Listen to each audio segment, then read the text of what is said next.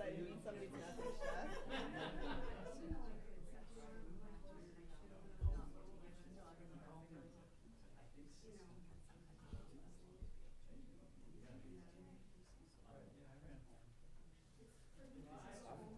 We're live? We're live. We all ready? Good evening and welcome to the Thursday, August 22nd, 2024 regular meeting of the school committee. I would ask for those who are in the studio to please rise for the Pledge of Allegiance. I pledge allegiance to the flag of the United States of America and to the republic for which it stands, one nation, under God, indivisible, with liberty and justice for all. All right, so we have a pretty packed agenda tonight, but we'll start with public comment. I know that I don't see anybody that I would suspect is here for public comment, but if any of you have a public comment as well, come on up. All right, are there any recognitions that people have? Okay. Well, I will be recognizing people, the superintendent. Okay, I don't want to jump the gun on the. Wait for that. Okay, do you want to go right into your report, or is it lengthy, and do you want to take? No, it's a little bit lengthy, but we can zip right through. Okay, go ahead. Okay. All right, so thank you. The first thing we'll talk about tonight is enrollment. So we have an update for you there. When we were together on August 8th, if you look down here in the red oval, you can see that at the last meeting on August 8th, we had 4,129 students K-12, and when we left in June, we were at 4,128. So it was just about an even split. 79 students exited our school district, 80 came in. And in the preschool, we had 46 students with 19 students pending. And so this is a really nice illustration of just how quickly enrollment grows over the summertime.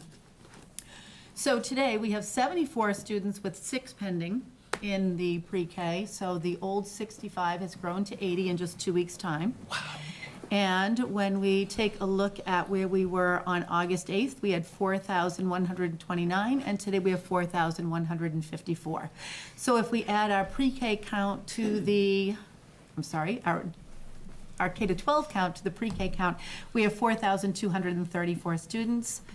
The projection for June of 2025 is 4,290. And so we were about 56 students away, and I was talking with Megan Cox today, who is our registrar.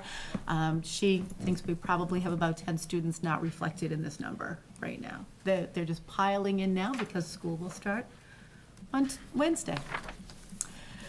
All right, just a couple of welcomes to new administrators and educators. Lauren McDonough has been hired as the middle school's assistant principal, and last time we talked about it, we didn't have someone in that position, so it's really nice that Lauren has come from within our ranks. She was a 6th grade English language arts teacher, and now she'll be working as the assistant principal. I'm going to have Mr. Lebrad talk about the new teachers. I can quickly run through the list. At Marathon, we have a new school adjustment counselor, Tara Bent. Elmwood grade 3, Jillian Marshall. At the middle school, 2 new language arts teachers. Lauren Weber will replace Lauren McDonough, and Margaret Hebert will be joining us in grade 8. Brooke Dory is a moderate special education teacher in that building.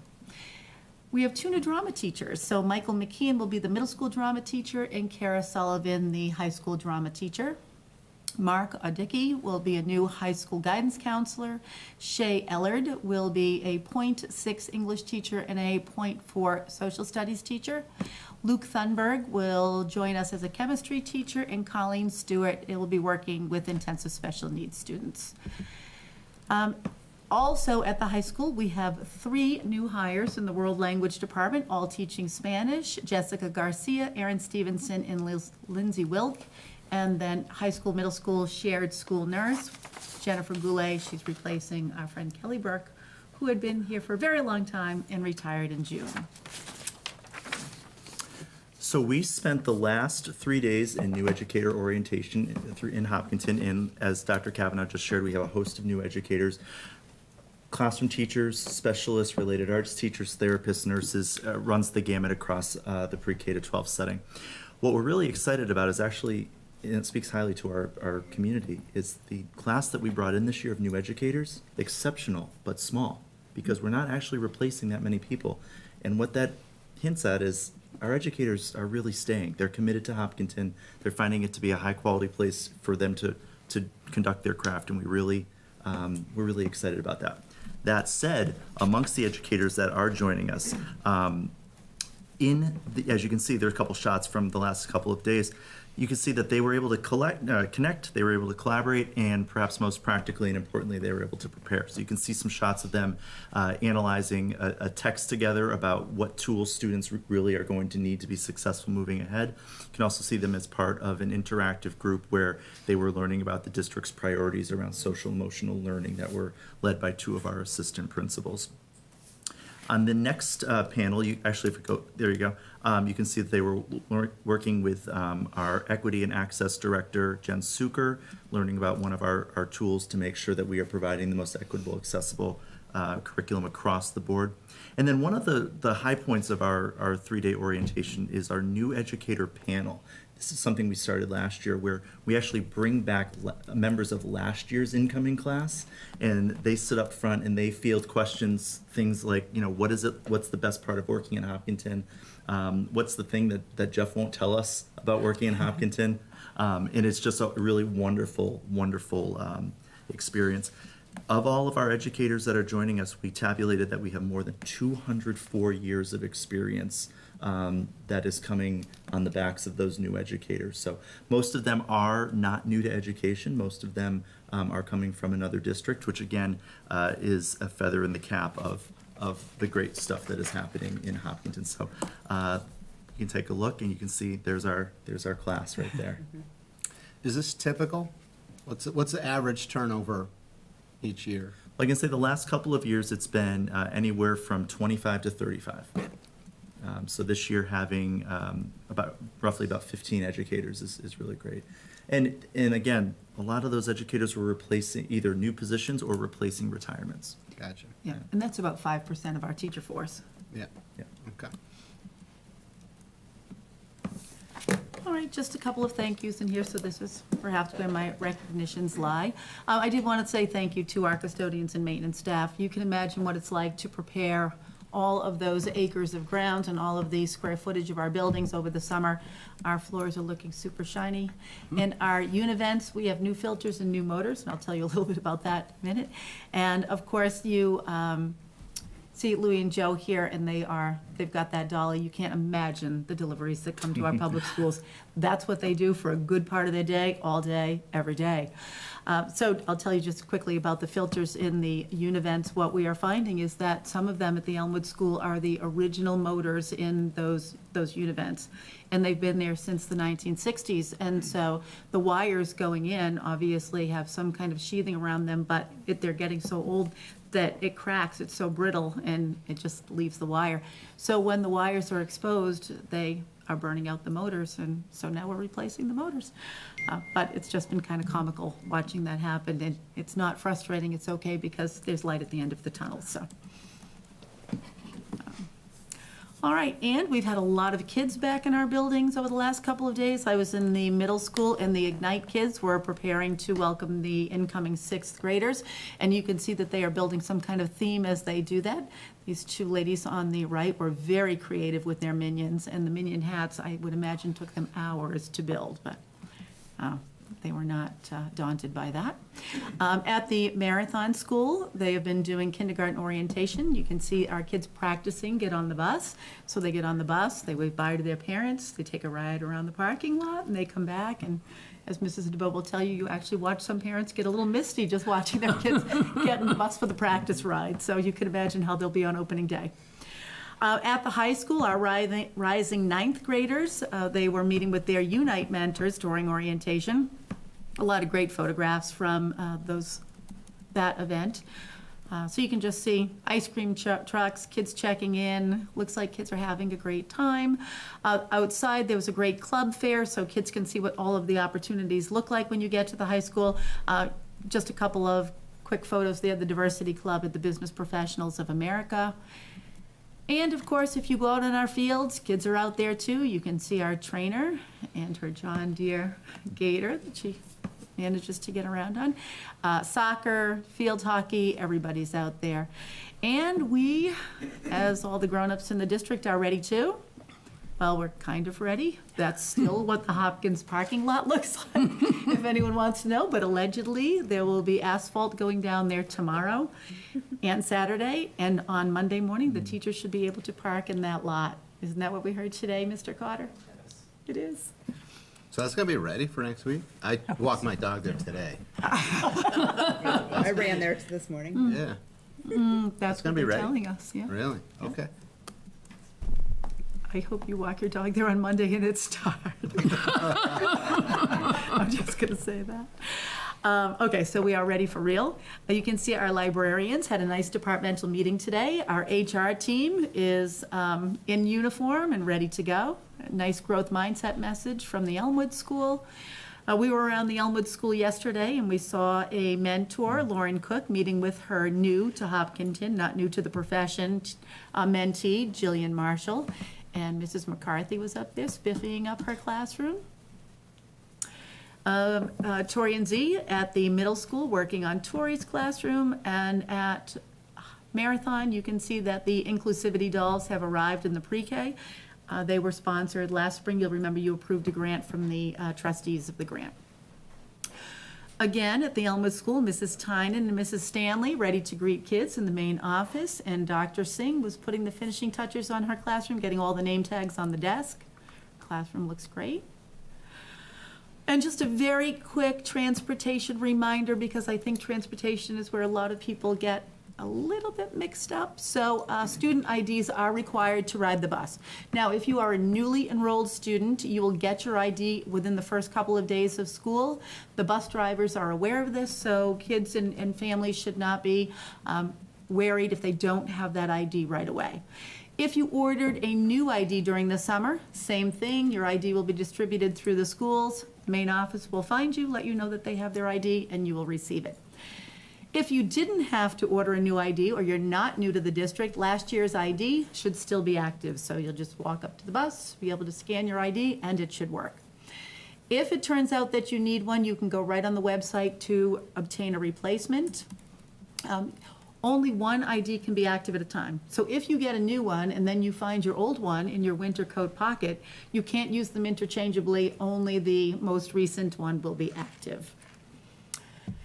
And then finally, please don't punch a hole in that ID. Don't scratch the ID. There is an embedded chip in there, and if it becomes damaged, you're going to have to replace it. So just be very cautious. I know parents like to punch a hole in it so that kids can wear it like on a lanyard around their neck, but very often it becomes damaged that way. So, and that's all we have for you. But this is it. We're back to school on Monday for the adults and Wednesday for the kids, and I think we're ready. It's exciting. Thank you. Questions? I was going to say, when IDs are designed, would it be possible, like, to make a mark where they could punch their hole? That's good. That way you would, So the kids are given a sleeve to put it in, oh, and the sleeve has a hole Hole in it. that you can then use for a lanyard. Okay. So we prefer that you don't punch the card Exactly. at all. The sleeve is not sturdy. Just not last. It lasts just- about a month. Yep, so, I mean, the sleeves are replaced, you know, there's clips, there's all kinds of other gadgets, but the chances of damaging the card with a hole punch are like Yeah. 99%.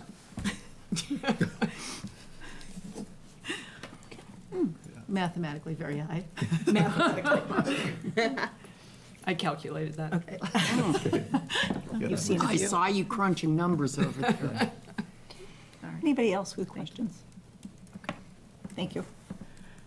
Okay, in the school committee chair report, payroll warrants S25003 has been approved. Warrants 25-006S, 25-007S, 25-008S, 25-009S, 25-010S, 25-011S, 25-012S, 25-013S, 25-014S, and 25-015S has been approved and should be included in your folder.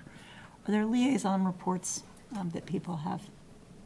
I did reach out to the chair of the youth commission, and he will get in touch with me when they have a meeting scheduled in September. Fabulous. And it's a high school student again? I don't know. Yes. He didn't say it. Okay, that's great. All right. I think, feels like things are about to get very busy all around. All right, so that brings us into new business. We have the Hopkinton Public Schools handbooks. Do you guys want to come up in groups or all at once, or how do you want to come up with elementary together, or what?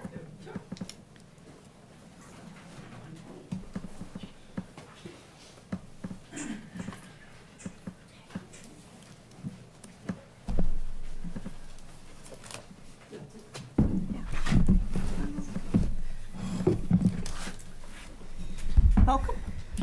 Hello. Nice Hello. to- It's good to see all of you. It's nice to see you guys. I imagine it's been a very busy recent days, weeks, maybe? Yes, not as busy as Mr. Cotter with that project. With the no parking lot. Right. But as we collaborate on so many things, we've collaborated on the updates to the handbook. So I believe that you have the red line copy, if you will. So we are going to go over lines just to share what the updates were. Some of them might seem sort of mundane, but overall the handbook was formatted. So now we have numbers, table of contents, the titles match each section. So I don't think we need to say each section that applied to, because it was a lot throughout that lengthy handbook. But when you read it now, it's much cleaner. The links are connected to the table of contents, so it's reader friendly. It just is a more user-friendly document with that. We updated members, school committee members, staff members that might have changed in the district, members at our school, phone numbers, counselors, some of the new staff that you saw in the slides earlier, made sure that they were reflected there if need be. Removed some old logos, I think, that were hanging at the bottom of a couple pages. So we snagged those as well. I think, so a couple of ones of note, we did update some language around cell phone use. When we were collaborating, I'd specifically asked for this, especially for my kiddos in 4th and 5th grade, as they're more apt to have those devices. And we just wanted to put in some language around there that if kids are able to be responsible with smartwatches and smartphones, they can keep them on them. We prefer phones go in the lockers, but there's some language there where if it becomes a disruption, that we have some mechanisms to get that out of their hands. So we just wanted to memorialize some practices that we've already kind of been doing in the handbook to make that more transparent for families. Yep. And if I could just quickly add to that, I think just another driving thought behind that, even at 2nd and 3rd grade level, we have students that come to school with devices on their wrists or in their pockets. And many students use them respectfully and use them for really great reasons to maintain communication, should something come up. But I think for anything that could potentially disrupt the learning process, or something that could potentially, and it comes up, I don't think with malicious intent, but sometimes students, if you have a device that's capable of taking a picture or doing these other things, and it's happening in a classroom, we want to safeguard against that a little bit. So it gives a little bit of sort of adult discretion in how we allow that to be into the hands of students, and if they're needing some frequent reminders, it allows us to be able to sort of remove it from that being an option for that day and return it to the student and or the guardian at the end of the day. Is there a reason why they're allowed at all? It's a great question. I think, and I don't want to speak for any of the other folks, high school or middle school, but I think I would love to be able to say it's just something that we're going to leave at home. And I think that as much as sometimes we try to say some of those things, they do come into school. And I think when that happens, from a district standpoint and district policy, I do think there's times when they're educationally appropriate. I know we have Chromebooks and iPads for purposes there too, but probably less so at the elementary level, maybe middle and high school. Those are things that are more part of the active engagement with learning. I don't want to speak for anybody there. So I think if that was to be looked at as like a district policy, I think it would require some real conversation. So I think for the time being, we're sort of in this place of when and if they come to school, like, let's remind families how to use them appropriately. And especially at our level, that's something I think we can probably regulate a little bit more effectively. Effectively is the wrong word. Right. A little bit more of a hands-on approach. Not to get off track, but what is the district policy? With cell phone use? Yeah. What you see in these handbooks is what the policy is, yeah.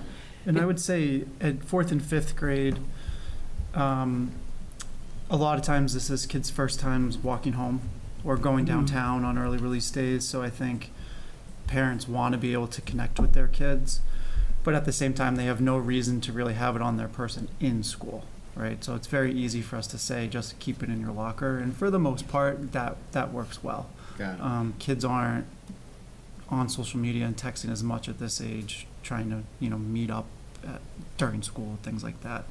I think it's more for the parents to connect with the kids. And we After connect school. it to the acceptable use policy. So as we work on teaching digital citizenship, what is it like to be responsible in the handbook, that's where we connect the cell phones to it, along with iPads, to any electronic devices.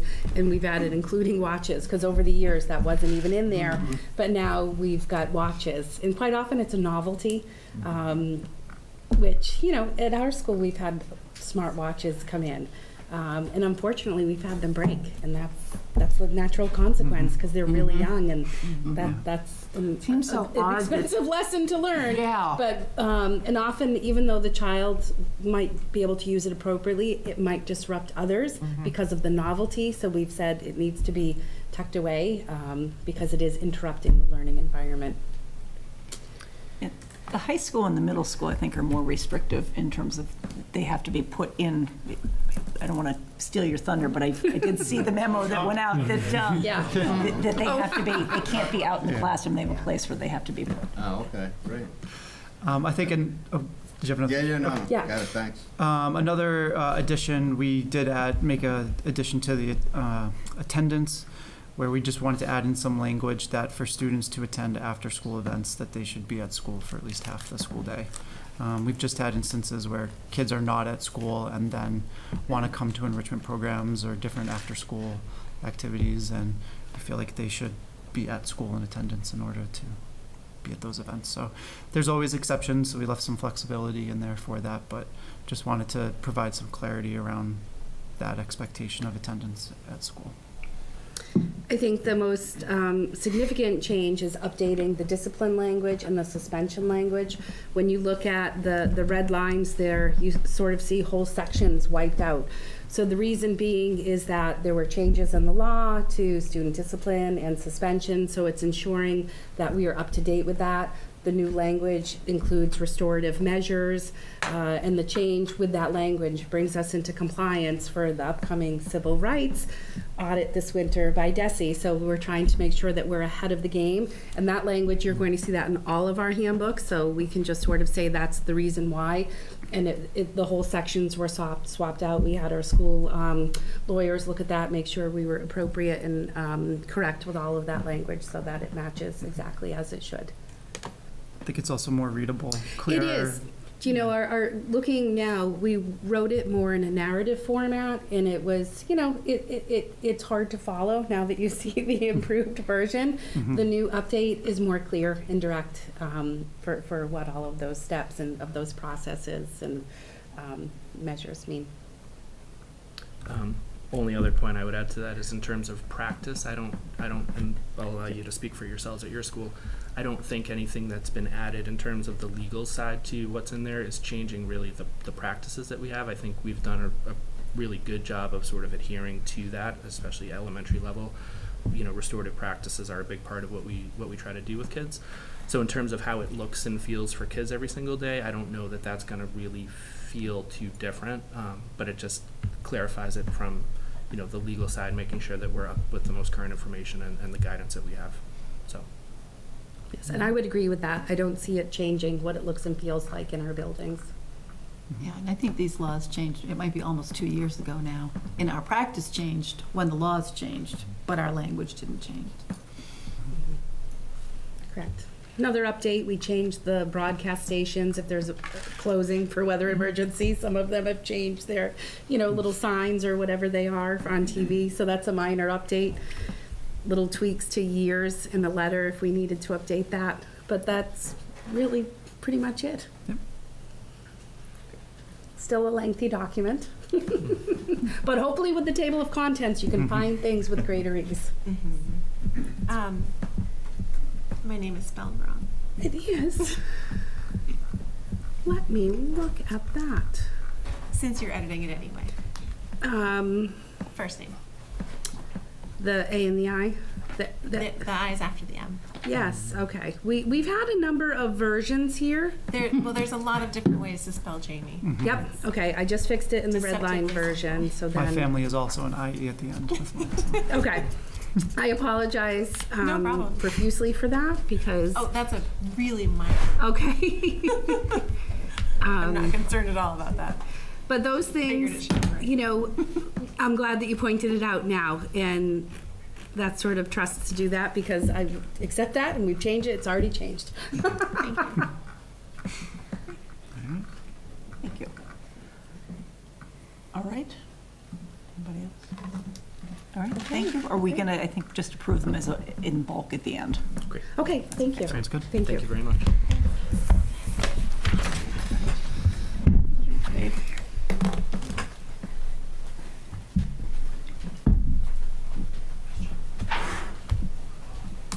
Hello. How are you? Good, how are you? Good. Welcome. Nice to see you. Well, thank you. Still a few days of summer left. August always goes fast. Really fast. So thank you. Am I going with slides on the screen, or everybody have them in front of them? Okay, okay, great. So I'll start. The first update to our handbook this year is just an updated welcome message at the beginning. The last couple of years, I've tried to include like a point of emphasis in the handbook because it is such a dense document. So what you see here is an added statement about cell phone use in school. It's probably the biggest distraction that takes place in the middle school. We do confiscate phones daily, so it is an issue. And I'm just asking families, and we'll talk about this at our back-to-school nights as well, but asking families to please review the school's expectations regarding cell phones prior to the start of the school year or as the school year is taking place, so we're all clear on that. And I think aside from the distractions that cell phones cause, the last sentence in here is really important to me. If students are adhering to the expectations set in the cell phone policy, it does just lead to more positive interactions with staff academically and socially. It's difficult for a teacher to take a phone from a student and hold on to it until the end of the school day, and it's embarrassing for the students, so trying to avoid that as much as possible. The next change that I have has to do with participation in really after-school events, athletics and drama productions specifically. And it's stated in the handbook, and it's been in there for years, that students need to be passing all of their classes in order to participate in those activities after school, which makes perfect sense.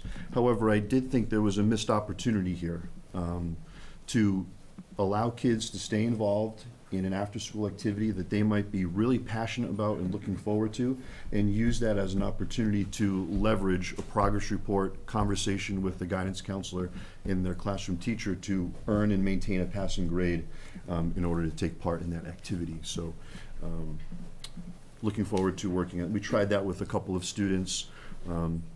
I'll be honest, it's a relatively rare circumstance, but that might speak actually to the necessity to have something like this in our policy. It was successful for us last spring. This was a curious thing that's come up a couple times over the last couple of years. When students arrive for evening events in our building, such as concerts, school dances, etc., we were actually finding some students that wanted to just stay straight through from the end of the school day. And that is a little unsettling to everyone that's in the building because they're not, adequately supervised during that time. So this just spells it out. We welcome students to the event at the time that it starts, around the time it starts. And the second part of this is if students are, 15 minutes or later to the event, we would like them to check in with a parent. So we do have students that, for example, walk to events, and I think, students, their parents might think they're going straight to the event, and this will ensure that that happens, I hope. Did you ever find students who stayed between the end of school and the event, that it was because they would not be able to get back? Yes. I can't tell you the number of times it's happened, but at least once where we worked with the student and their family to try to find, a safe alternative. And some families, will communicate in advance too and ask the question, is there a supervised place for my student to stay? But it is pretty rare. Okay. But we just want to work with families on that so that their student is supervised. So this amendment is on page 32. The boldface type is the additions. So while we're essentially maintaining our same practice around cell phones, I wanted to spend some time maybe tweaking, if you will, adjusting language to add some phrases that people can latch on to in terms of our cell phone practice. So what students and families will be hearing more of this year is that phrase, phone-free space. Phone-free space, just a quick go-to phrase that references our practice. So from the start of our school day until dismissal, Hopkinton Middle School is a cell phone-free space. I would answer your earlier question by saying, as a dad with 3 kids, when my kids got to around 7th, 8th grade, it was very helpful to us as a family for them to have their phones so that after school, if they needed to stay after for extra help, some change with the sports practice, we were able to get a hold of them. So this off and away during the school day, phone-free space, I hope is something that we can continue to support. The addition at the bottom here in the bulleted sentence, I do think that as a school, we're going to be more consistent in sending an email home. It might be just a really quick email notifying the family that we needed to take a phone during the school day because, it's if we want to really have an effective partnership around cell phones, I think that step is necessary. We met with incoming 7th and 8th grade families new to Hopkinton. I think that was yesterday morning. And we just urge them to consider, if your student is not going to be able to handle coming to school and powering their phone down, please consider keeping it at home during the school day. And I think we're finding, I've found over the last couple of years briefly in Hopkinton, that fewer 6th graders have phones. So if you're a family of a 6th grader, you would not be the only ones, kind of holding on a little bit longer to give your student a phone. Might be in the middle of that myself. Yes. Yeah. Yeah. It's coming for me for the 3rd time. So, the next change that I have is adding some language around the use of AI, ChatGPT, and just wanted to put this in there. Students have been hearing this for about a year now, but inappropriate use of AI will result in consequences similar to those assigned for plagiarism. That always starts, I think everyone knows that at the middle school we really value restorative practices and working on students to understand the mistake that they've made so that they learn from it going forward. So, that consequence for plagiarism is typically sitting down, asking the student why they made the decision to plagiarize or use AI, and then providing an opportunity for them to do the assignment again or reflect on it. Next page is some language change to our dress code. There was some language in here that was outdated that has been removed, but essentially we want our clothing at school to be school appropriate. We're looking for families' help with that. And then there is language in here. I actually worked with Abby Hanscom, Director of Student Services, to have this language that I think is helpful. Clothing that may cause substantial disruption or might be offensive or invade the rights of others may not be worn at our middle school. The next page is what the elementary principals referred to, that major change with discipline procedures. And the last substantial change that I have for our in-house language, if you will, is just cleaning up our language around vaping. This is an issue that we're confronting at the middle school. It's another serious distraction to the learning environment. And what this sentence gets at, hopefully, is the emphasis, again, on restorative practices. We have a counselor who's new to our school that has been trained in a program called I Decide, which is a set program designed to help students that may be having a problem with addiction to vaping even at this young age. So it's a cessation program, 4-hour session, and we want to make sure that our focus is on that as opposed to out-of-school suspensions. Just today, one of our assistant principals was on a webinar on vaping, and they reiterated once again that suspending students is not really providing them with the help that they need. So again, a focus on restorative practices. And the last slide here is the changes, again, to student discipline that the other principals referred to. That's great. Questions? Is there, maybe in the original document, does it get into more information about the dress code, or is this the whole section of it? There's a little bit after it, but Okay. that's the spirit of the Great. code, yeah. Who decides what's offensive? The assistant principal or the principal? Yeah, Looks like. the administration. Got it. Thank you. Thank you. Mr. Bishop?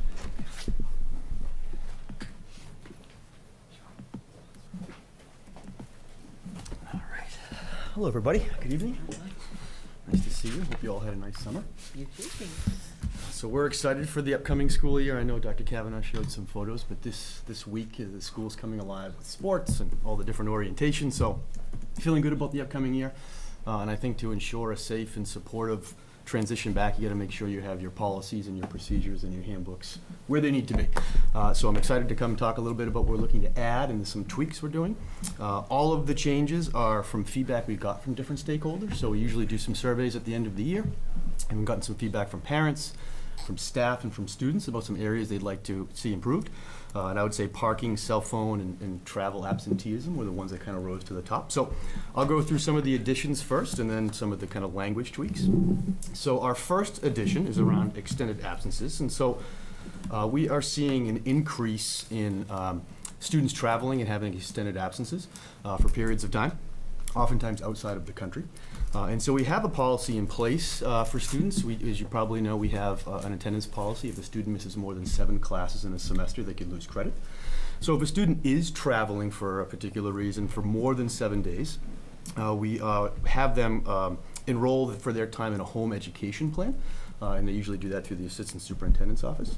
They notify us ahead of time, and they go through that process of what they're going to be working on. And then hopefully when they get back, we'll be able to reintegrate them back into the coursework.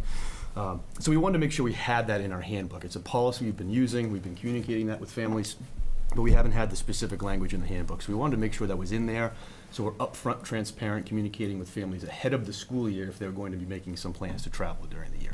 So that is an addition that we're adding into our attendance section. Our second addition, and we've heard a lot about this tonight, is around cell phones, a topic we've had quite a few conversations about at the high school, with students, with parents, school council, staff, you name it. And if you look at the news or watch the news, there's different states with all these different policies around cell phones. So, I met with a number of principals around the area, high school principals, to find out what they're doing, just to get a sense of if we're in alignment, and we are for the most part.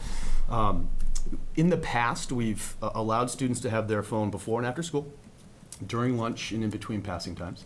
And then in the classroom, where it's most important, it's been teacher discretion. We've provided every teacher with one of those cell phone holders that drapes over the back of the door that has like numbers so the kids can put them in there. And I would say about half the staff roughly would use that on a given day. Definitely during tests and quizzes, the phones go away. But towards the end of the year, some staff came to me and they're like, we really need to have a universal policy across the board.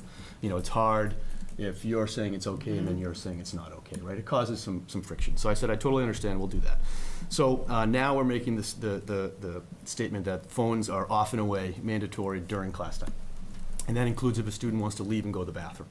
Because there was some, like I think Mr. Cotter mentioned it before, there's some texting going on, we'll meet you in the bathroom, let's walk around the hallway. So we want to make sure we remove that distraction and that temptation. So once the student comes into the classroom, phones go away. We hope the teachers will use the phone holder, but if they have another way of collecting phones during the day in their classroom, they can do that as well, but they have to be away. And my message to staff on the first day is we have to do this together. We have to make sure we're all consistent with this policy. And then we'll see how it goes. And if that's working, great. If it's not working, we'll continue to do different things to make sure that we're removing these cell phones from the classroom. I was at a conference this summer and they showed a video clip of all of the distractions during an hour a student has on their phone, from Snapchat, from text, Instagram, you name it. It was upwards of hundreds of distractions. So it just really sinks in how important it is to get those phones away. So that was going to be an addition in our cell phone section.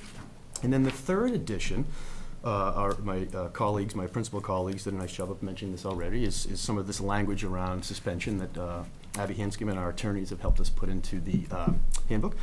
I guess the biggest way I'll summarize this really quickly for us is in a situation for a 37H and 3/4, not to get too into the weeds of the different types of suspensions, but it is my responsibility or my designee's responsibility to make sure that we're not suspending right away, that we're going through the process of trying to find an alternate remedy to make sure that we're working with the student. Now, sometimes that works and sometimes that doesn't, but we have to document our efforts. And that could be mediation, it could be restorative practices, it could be what we call a highly structured day. We have all these different moves that we try, but it all depends on the actual circumstance as well. If it's something that's going to cause serious harm, then that gets us into a different category.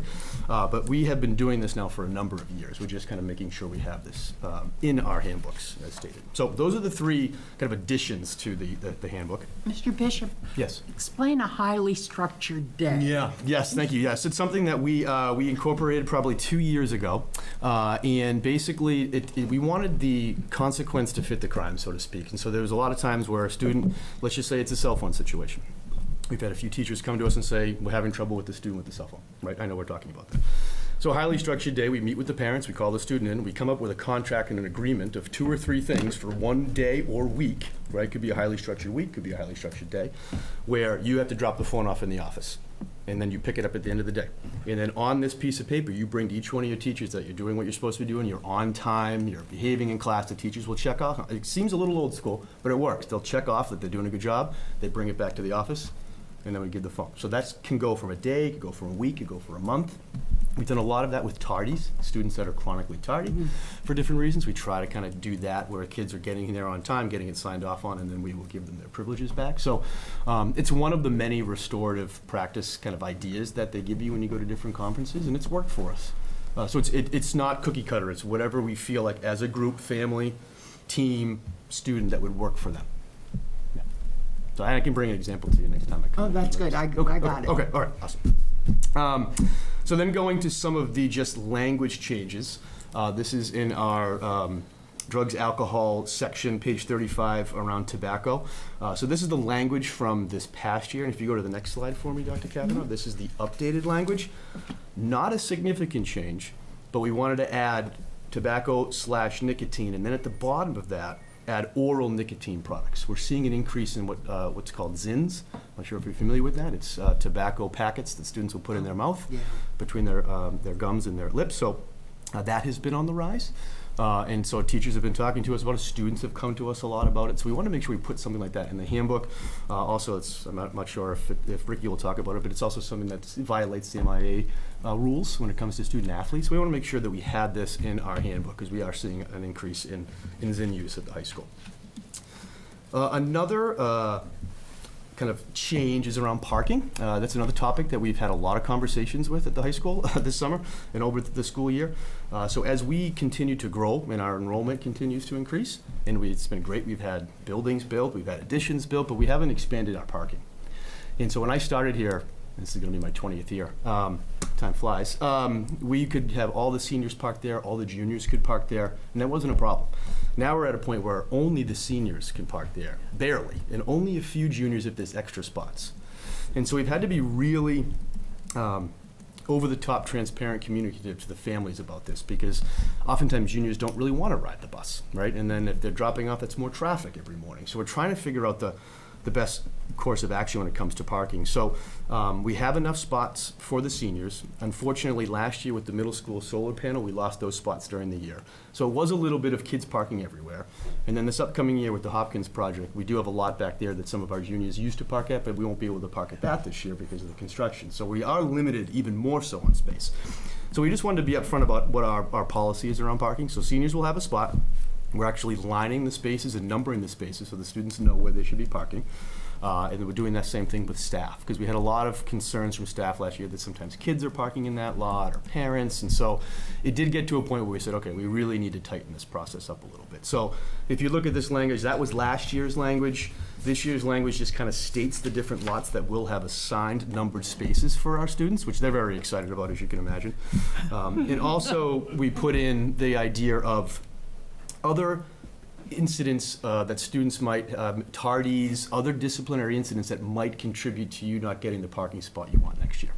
So we added that in there as just an incentive of getting to school on time, being a good citizen, being a good student, being respectful, being supportive, all the things we want from a student. And that can contribute to maybe not letting students, because we're going to get to a point where not every senior is going to be able to park on campus at this point with the size of our classes. So, Can I just ask a clarifying just on that? of course. So if we're all seniors at this table, and Jamie is driving a car, she's got number 298, I have slot 297, is that the gist of it? The gist of it, yeah. I would think that would also increase or decrease the number of kids who are sneaking and parking Correct. illegally, because if somebody parks in 297 and that's my spot. Then you're going to come tell me we're going to call. Exactly, that's the hope. Yeah, that's the hope. Yeah, that's we have right. what we've gotten a lot of feedback that a lot of kids will say, okay, it cost me this much to get a parking pass. I'll get this many tickets, we'll leave in this much. So I'm just going to not buy a parking pass and try to find a spot. And so that is what's contributed to. We got to make sure everybody has a pass. We got to make sure we're checking everybody's passes. So At one point, I had heard anecdotally there were underground passes being printed. That's what the real one. So that could solve that too. They're always a step ahead. Yeah. Maybe a chip needs to be Yeah, installed. They can't put a hole through. Yeah. How much is the parking ticket? It's $200 for the year. No. Oh, a parking ticket. It's oh boy, $20, $25, I think. I think we said 50. $50, yeah. The We emptied school the issued 50. one will be 50 because Yeah. the police used to issue them at $20, I The believe. Yep. Yeah. So kids would say, I'd be happy to get 10 parking tickets because it would just add up And they to would just tell you right Yeah. there. Yeah. the parking Yeah. fee. So 50, okay, Yeah, that yeah, makes sense. Yeah, right. You know, it was a good conversation about math in terms of what they do. It's really good. I don't get it, but I love your optimism. So that is some of our new language. And then the next slide, it just kind of goes into, this is the actual consequences when it comes to parking without a permit or parking in the wrong lot. In the slide after that, we just added that you're going to get a parking ticket plus the potential Saturday school and loss of privilege. It was just being very clear with what the process is going to be around parking this year. We had orientation on Wednesday. We had 75 seniors who are Unite mentors, and that was the biggest, not even the cell phone. They were like, oh, cell phone, that policy is great. It's the parking that they want to talk about. So hopefully it'll be good. We'll see. And then the last two slides I have here is just, this has always been a policy of ours. So if you're a junior and you're parking in a senior spot and you get a ticket, then you lose the ability to park in the closest senior lot when you are a senior. And last year we gave out quite a few tickets to sophomores who had their license. So we wanted to make sure we put that in the policy that if you're a junior or a sophomore parking in a spot you might lose the chance to park in those spots when you're a senior. So again, it's one of those things where I hate to have put so much time into this, but we felt like it was needed this summer to kind of clean it up a little bit. So that's really the changes and the additions to the high school handbook, and I'm happy to answer any questions that you have about it. Are there a bunch of students that park at the EMC? Yeah, so they're not supposed to park there. Okay, yeah, I just Sometimes I notice the. Yes, they are. Yeah. Yep. Yep. So I think that was. But that's not school property. It's not so school it's property. not- Nope, not school property. And we've had conversations with the Parks and Rec about it. And we told the students they should not be parking there. So. And yet, as you're driving by, it's just a The little- dismissal the time, the line. flood coming Yeah. out. Can the police give tickets down there? Oh yeah, sure can. Maybe the police could help with that. You'd think. Yeah.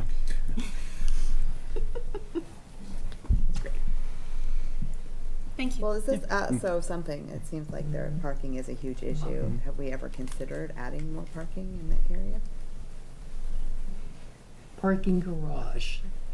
I hear that. Trust me, I hear that. Yeah. May have a child entering high school that may never get to Parking park. lots and parking spaces are incredibly expensive. Yeah. That's the issue. It's I know we just had a stunning to know how discussion about expensive parking at the parking lots and spaces new Charleswood Yeah. School. And those kids aren't driving. are. Yeah. Hope not. Expensive. It's a problem if they are. Right, any other questions for Mr. Bishop? Okay. Thank you. Appreciate it. Then, if there are no more questions on any of the handbooks, we'd seek a motion relative to the 2024-2025 handbooks. I move to approve the 2024-2025 school handbooks as presented. Okay, With motion that by- one edit. Motion by Jamie. I'll second it. Second by Kyla. All those in favor? Aye. Any opposed or abstained? All right, great. Thank you very much. All handbooks good to go? Thank you. All right, that brings us into the athletic handbook. Welcome. Sounds like you guys have had a busy week in athletics. Oh, yeah. Summer's over for me.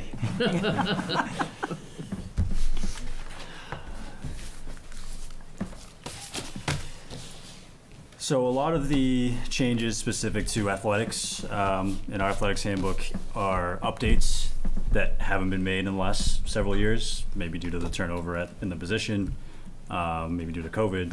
And so much of the language is updates either from the MIAA that's now consistent within our handbook, or some changes that we're in line with now, the high school and the middle school. And so, some of those you're gonna see in this, in these slides, but, our first change, and this is just an addition, so this is kind of the first statement in our, philosophy page, so it's an addition of, athletics being a privilege and extracurricular activities being a privilege. I think at times people kind of students lose track of you're a student first, then you're an athlete. And so this is kind of a, remember, you are given the privilege to be a part of a team if you're doing what you're supposed to be doing in school. And then the second part of this, completely voluntary. I've actually gotten emails from incoming students who ask me, is this mandatory? And so I think that just kind of gives the answer right off the bat. And so I think that hopefully this kind of recenters us to be, again, thinking student athlete. The next update is, again, I haven't touched on it a little bit, but just updating our handbook to have the oral nicotine products as part of kind of the tobacco rules that we have in place. In addition to gambling, with the legalization of gambling within the state, I know, it's a huge business, and now I think I hear it a lot within the school, kids talking about it.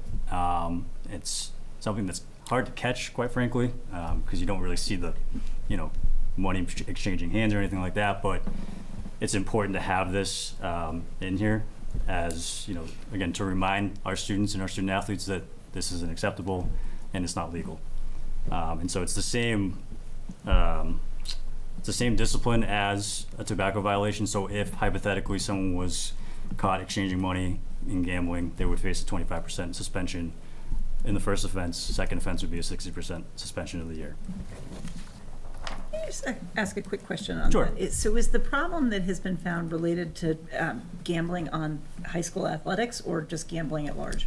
Not totally on high school athletics. There's sometimes kids will talk about that sort of stuff, but it's mostly, and I pass by conversations of, like the Celtics won and they, covered. It's like, okay, that's not what we should be talking about in school. So it's more that than high school. Yep, I just was curious that. Yeah. So the next update is, again, this bona fide team rule.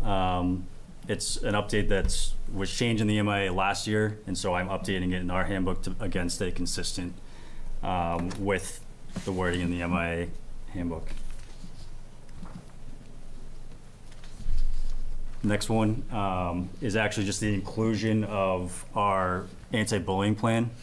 And so that, again, with working with that plan last year through the school year, I wanted to make sure that that was part of our handbook, in addition to our part that talked about the other general laws around hazing and discrimination. And so adding that into our handbook, I think, stays consistent with our messaging in other handbooks as well.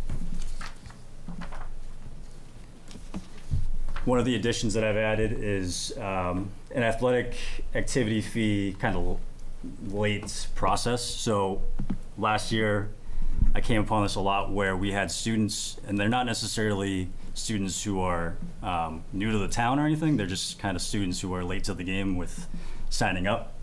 So in particular with our bigger non-cut sports, our track and field teams have upwards of 200 kids that participate. And I'll get emails 3 weeks into the season saying, I'd like to join. We found that a lot of times last year, those kids joined for a week and then just dropped off.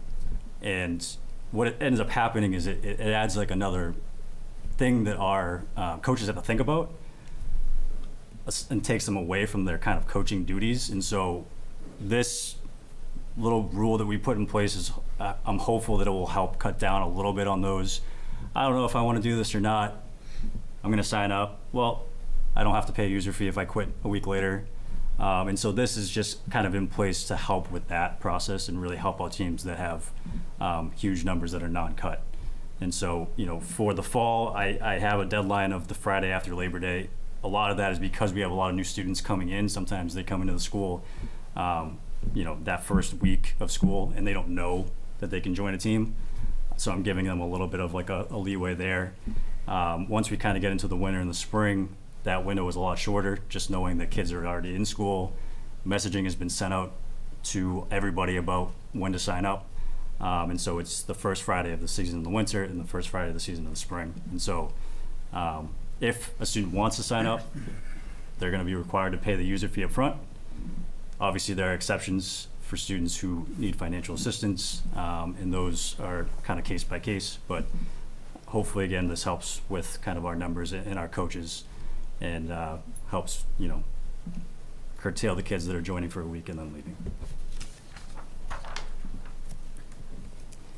This next change is something that we talked about a lot last year, and for me, I harp on the student athlete part of this, like you're student first, athlete second. Our rule currently, / in the past, was you had to be in school for half of the school day in order to be eligible to participate in athletics. I saw this as, with our rotating schedule, sometimes kids would just be missing the same class every single day, but still meeting this requirement. So you come in at 9 o'clock, stay till 1, you miss your last class, you're good to go. Come in at 10 o'clock, stay till the end of the day, you miss that class again, you're good to go. So having this rule in place where we're gonna have a hard cut at 11:15 where you have to be in school and then in school for the rest of the day is gonna help kind of with that issue, as well as help us get on top of kind of like our process of sending out an attendance report to all of our coaches to make sure that they're kind of on the same page with us and they know, hey, so-and-so says they're in school. Okay, well, I have something here that says, otherwise, why don't we figure out what happened? And again, there are exceptions to this. A lot of seniors have senior privileges, so they can kind of leave during studies, and college visits, appointments. There are exceptions, but hopefully this kind of helps with those students who are kind of habitually absent from certain classes and really helps us stay on task and with the goal of being a student athlete. This next change is a change to our language around our grading periods. So this doesn't affect a whole lot of our athletes. I think it affected maybe 2 of our athletes last year, but when we kind of looked at it, it was a little bit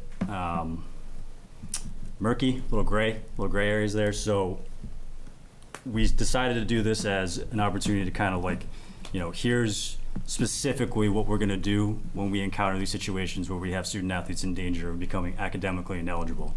So a week prior to each grading period, which is the 1st of every month, so starting October 1st, November 1st, December 1st, I'm going to get a report of students who are failing 2 classes or more. I'm going to notify any of those athletes who are failing those 2 classes of this report, of this, and try and really, push them to seek help, to help them get their grades up so that they remain eligible. And at the end of the week, on October 1st, if they haven't got their grades up, then they are ineligible until the next grading period, which is the following month's first date.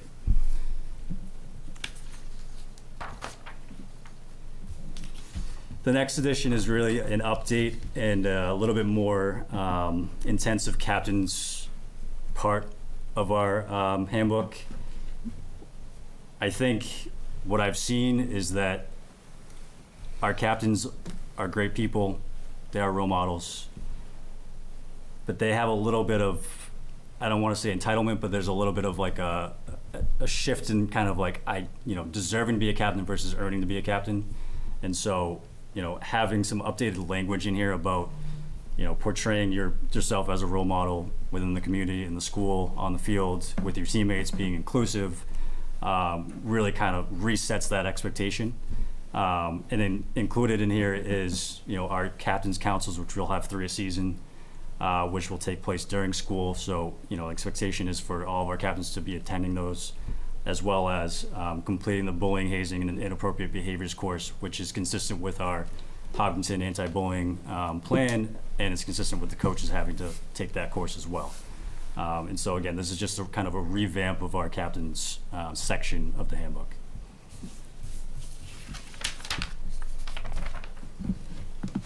And then our last addition is really just to bring the middle school athletics part of the middle school handbook into our handbook. And so this information is all found in the middle school handbook, and now you can find it at the end of the athletics handbook as of today. Thank you. Questions? Okay. All right. This is not called out looking for a motion. Do we need a motion on this, though? I don't think that you need to vote on this one. Just the other. Thank you. Nice job, thank you. Thank you. Good luck. All right, and that brings us into the HMS Special Olympics Unified Team. Mr. Lefebvre.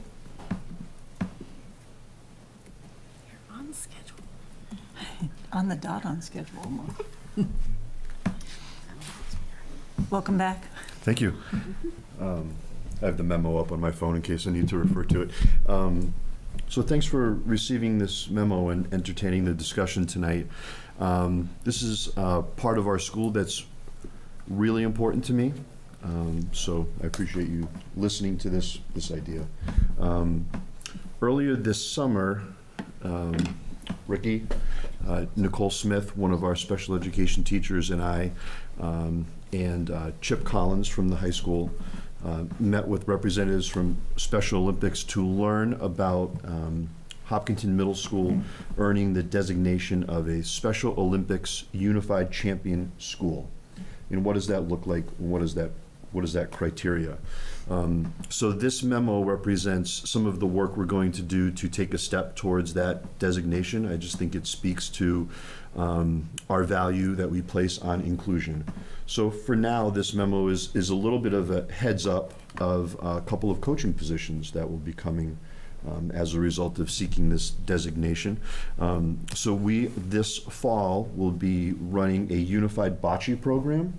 This is new from Special Olympics. We got a memo about it last year and just weren't able to launch it, but we're ready to get that off the ground. This year, as you see in the memo, they will, through a grant, will provide a stipend for our bocce coach. And I don't think I put it in there, I apologize, but they also supply the materials for us because it's a special weighted ball. There's essentially like a PVC pipe frame, so our team will really be able to practice, get their bocce practice wherever. And I think one of my hopes is that this is a sport that's accessible. I mean, we all love playing bocce, so I hope that this is something that they can enjoy with families, neighbors, and in a social experience as well. The second sport, a lot of our students participate in unified basketball, but it's through the high school. So we're going to try a unified basketball team exclusively at the middle school, and we're looking at it kind of bridging the winter and spring seasons. That's important for gym space, but also because it is really nice that our 8th grade students participate on the high school unified basketball team because it serves as a nice part of their transition to the high school. So that's the second coaching position. They will also fund that this year, but these will be coming forth as coaching stipend requests after this year. Fantastic. I'm Thanks. excited to see unified sports moving into the middle school. Me too. Thank you. Questions? Comments? Do you know what the stipend amount will be as we look to fold it into the next budget? I can speak to that for bocce. So given the length of the season that they're looking at, Special Olympics recommends one practice after school a week for roughly an hour. So given that length of time, we were comparing it to our other stipended like club activities that are, I think right now they're paid at just under $560 Thank you. For the coach. for the coach.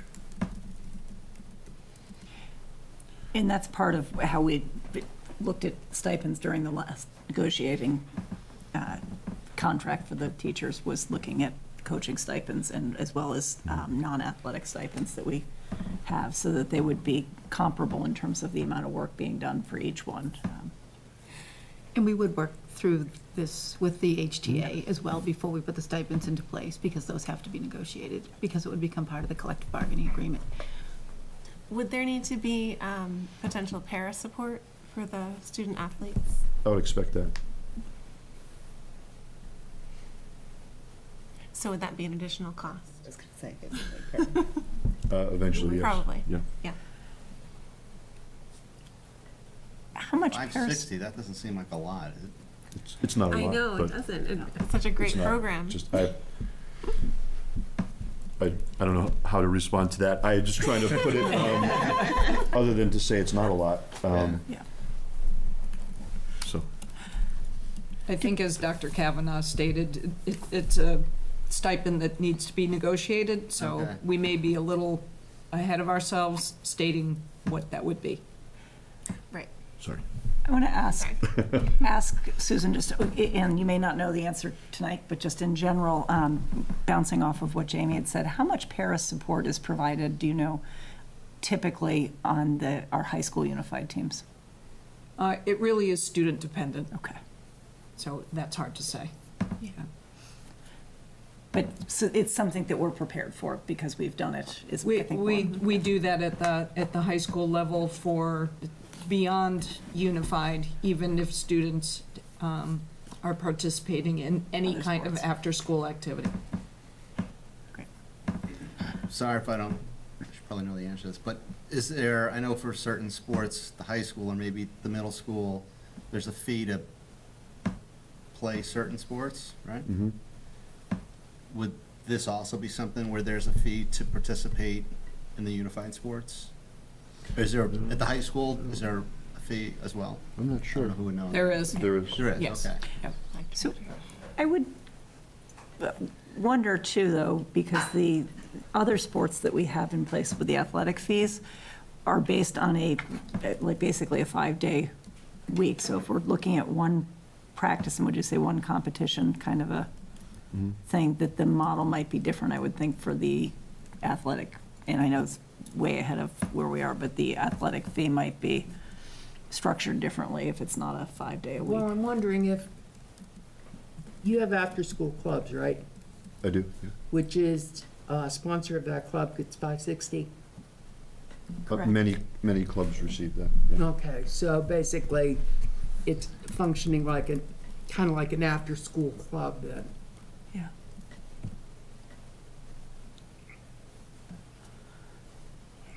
All right, I was just curious if it seems like a way to, 560 doesn't seem like much, and you need some paras to help, and they Yeah. should be, well, they need to be paid as well too. Yeah. And if those participating are paying in a little bit, I mean, there's, again, I don't know how it works from money from the school for some of it and how all that works, but there's gotta be a way to make sure that those that are helping out these kids, are taken care of to the point where we're making sure it's worth their while, and especially if there's a lot of kids that participate in these, that, as a way to kind of make all those numbers work. I just didn't know if it, even at the middle school, if there's fees for athletics and all that kind of stuff and clubs, which There are. makes sense that there are, so Yeah. that's helpful to know. Not for clubs though, right? Just for athletics? I think it's just for athletics. It's just for athletics. Oh, okay. Kids don't Yeah. pay a club fee. Okay. You mean like drama club or music club, not club sports? Like That's right. Yeah. non-athletic, I got it, Yeah. okay. All right. Got it, Well, that's sorry, I got helpful. ahead on the number there. Yeah. And not to derail the conversation, but like, we need to get stuff like this off the ground for our students, so I'm excited to do it. We've seen, I mean, the benefits of inclusion are so far-reaching. The peer leader program that Nicole Smith was really instrumental with Renee Lockwood getting off the ground was just incredible this year for all students in the building. So just look forward to expanding those opportunities, and this is a good step for us. It's really exciting. Thank you. Yeah, it's great. Yeah, we'll find the money. I look forward to working with you on that.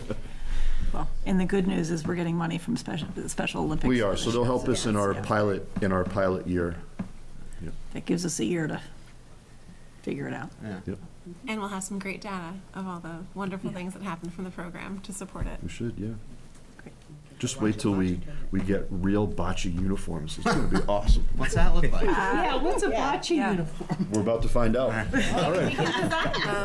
We'll have to go So on the bocce tournament. Yeah, We don't please, have a please motion do. listed on this. We do not, no. They don't have to have little stogies in their mouth, do they? No, I don't. You'll I see think it that's a come through. Go get the chemical.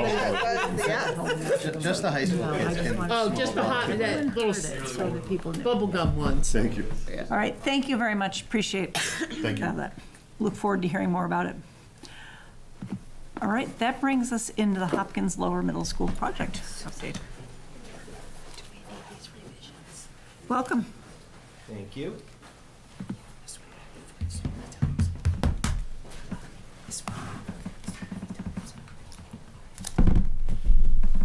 Chris, the hard copy change is this the latest version? I'll go through that when we get to that. Okay.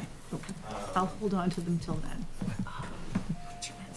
What's that promise day for asphalt, Monday? It's supposed to go down tomorrow, start Tomorrow, Friday. They'll be paving tomorrow and Saturday, I believe. Saturday. I don't know if we have to pave Saturday yet. Okay. We'll know. Hopefully it'll be done We're tomorrow. hopefully not going to have to pave Saturday. Agreed. Would be my goal.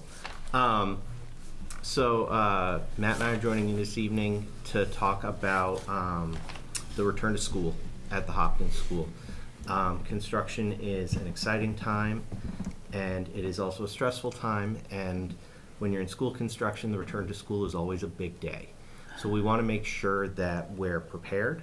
We want to make sure that the community is aware of the changes that they're going to experience.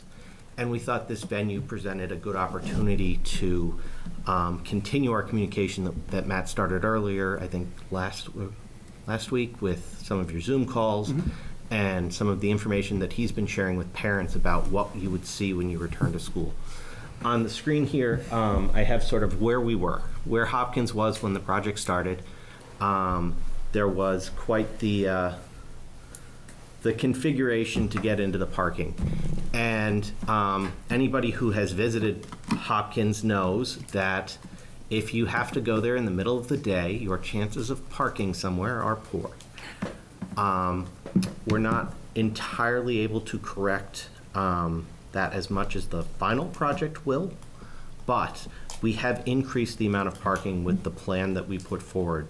So when folks return to school, they will find a new configuration, and it's similar to what happened before, but it also has some differences. And so we thought it made sense to come before you, highlight some of those differences that people will see about what Hopkins will look like when the school year starts, and hopefully stem some of the confusion that parents might have as they're dropping their kids off. This is the plan that we'll have when parents return. And what it will do is, previously we had about 14 parking spaces in the north lot, which is up here. And we had 72 spaces in the staff parking lot at the back of the school. Because of the configuration changes that we're introducing, we're actually going to have the majority of the spaces, 46 of them, at the front here. As we've talked about previously, there will be a paved play area for the students that will be protected by some jersey barriers set on the pavement.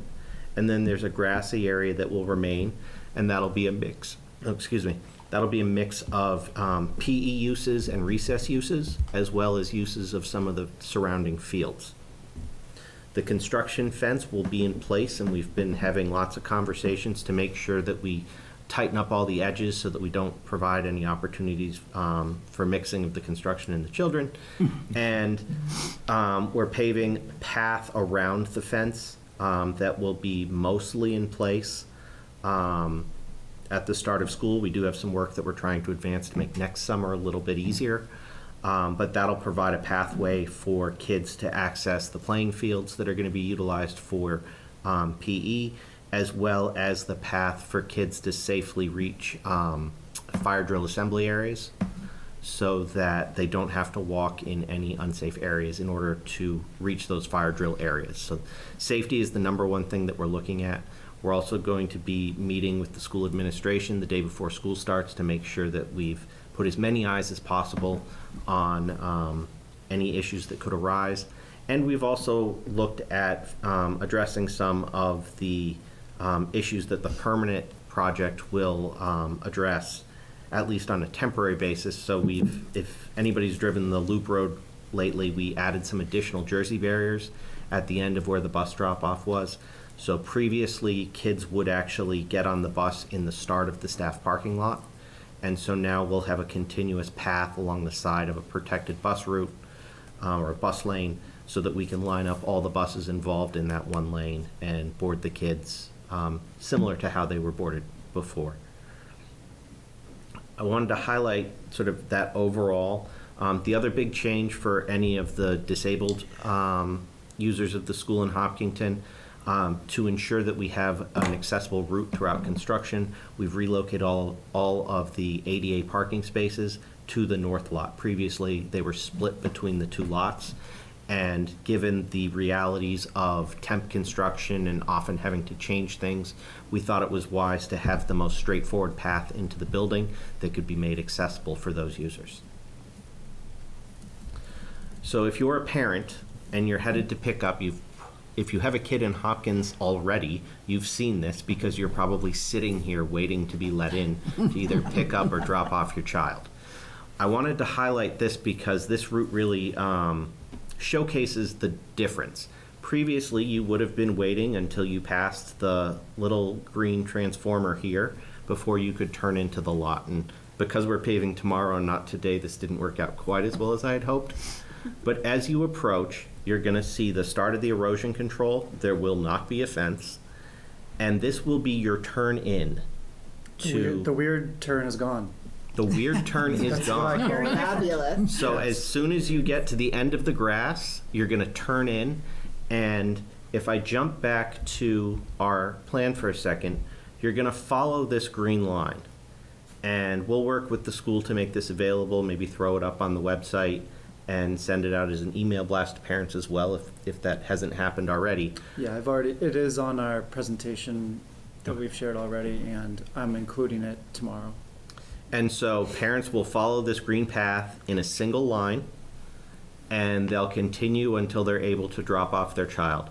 We came up with a little I'm going to call it an emergency lane, but it's essentially going to be a short paved area that allows for, if a car is taking a little more time or otherwise has an issue with picking up their child, rather than have them sit and hold up the whole area, the staff will have a cone that they can move, and they can pull that car into the little paved area, and they can wait there for the longer period of time that they need.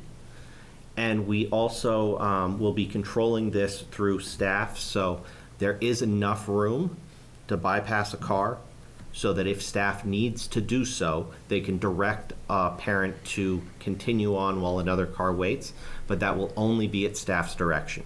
So we are asking parents to form a single file line to wait your turn, and then after they leave, they'll pull out into the loop road, and they'll continue around the corner, and it will continue to be one-way traffic all the way around. What we do want to highlight, and this is really important for everybody to understand, as part of the logistics plan that we proposed, the last little end here is going to be used as a supervised two-way road.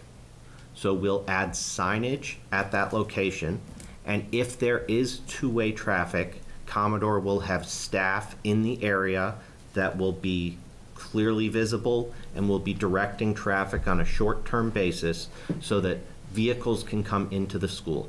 We did that purposefully because we wanted to make sure that the construction traffic would mostly be going around the loop road and backing into the site, as opposed to constant trucks coming around the loop road at the school and creating noise and other issues for the students in the school. The other thing that I just want to make everybody aware of, because I've done this for a while now, construction makes noise. And the first few weeks, we do have some noisy things that are going to be happening on the site that are exciting from a creating a new building perspective, but may serve as a distraction for some of our more distractible students, and also may create some challenges for the teachers who are teaching those distractible students.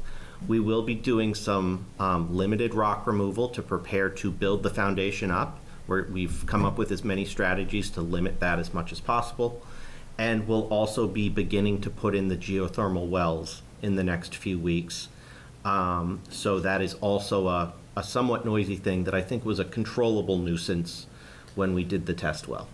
Yeah, actually, we heard them going yesterday, 2 days ago, and because it's so far off in the end of the field, it's not as bad. The rocks is the loud one. Yeah, and sometimes you do feel. So if any of the parents of children who are on that area come home and say the entire building was shaking, I want you to view that in context and know that we are taking all the safety precautions that are necessary to remove those rocks safely and as quickly and efficiently as possible. One thing we're also adding, not for noise, but for kids that like to watch all the trucks. I found myself watching something for like 20 minutes 2 days ago. We purchased, it looks like stained glass windows, but it's actually just like stickers almost that cover that first layer of windows. So lets light in. So it's not super dark in there, but the kids can't just stare at the trucks. It's like the fake frosted glass or like rice yeah, paper. that was It's a really great idea. veteran teacher Miss Tremblay's idea. So Yeah. we'll put those in. We offered to put that in the first floor and second floor of the classrooms in the back. So. How long does it take? How long will it take to get the new addition building framed out? And A while. If I'm honest, it's probably going to be, I think we're going to probably see steel in an October to November timeframe. And then following that, we'll begin framing the outside. And Once the framing's complete, we'll be following that with the masonry. So I think you'll begin to see a shape to the building probably in the winter.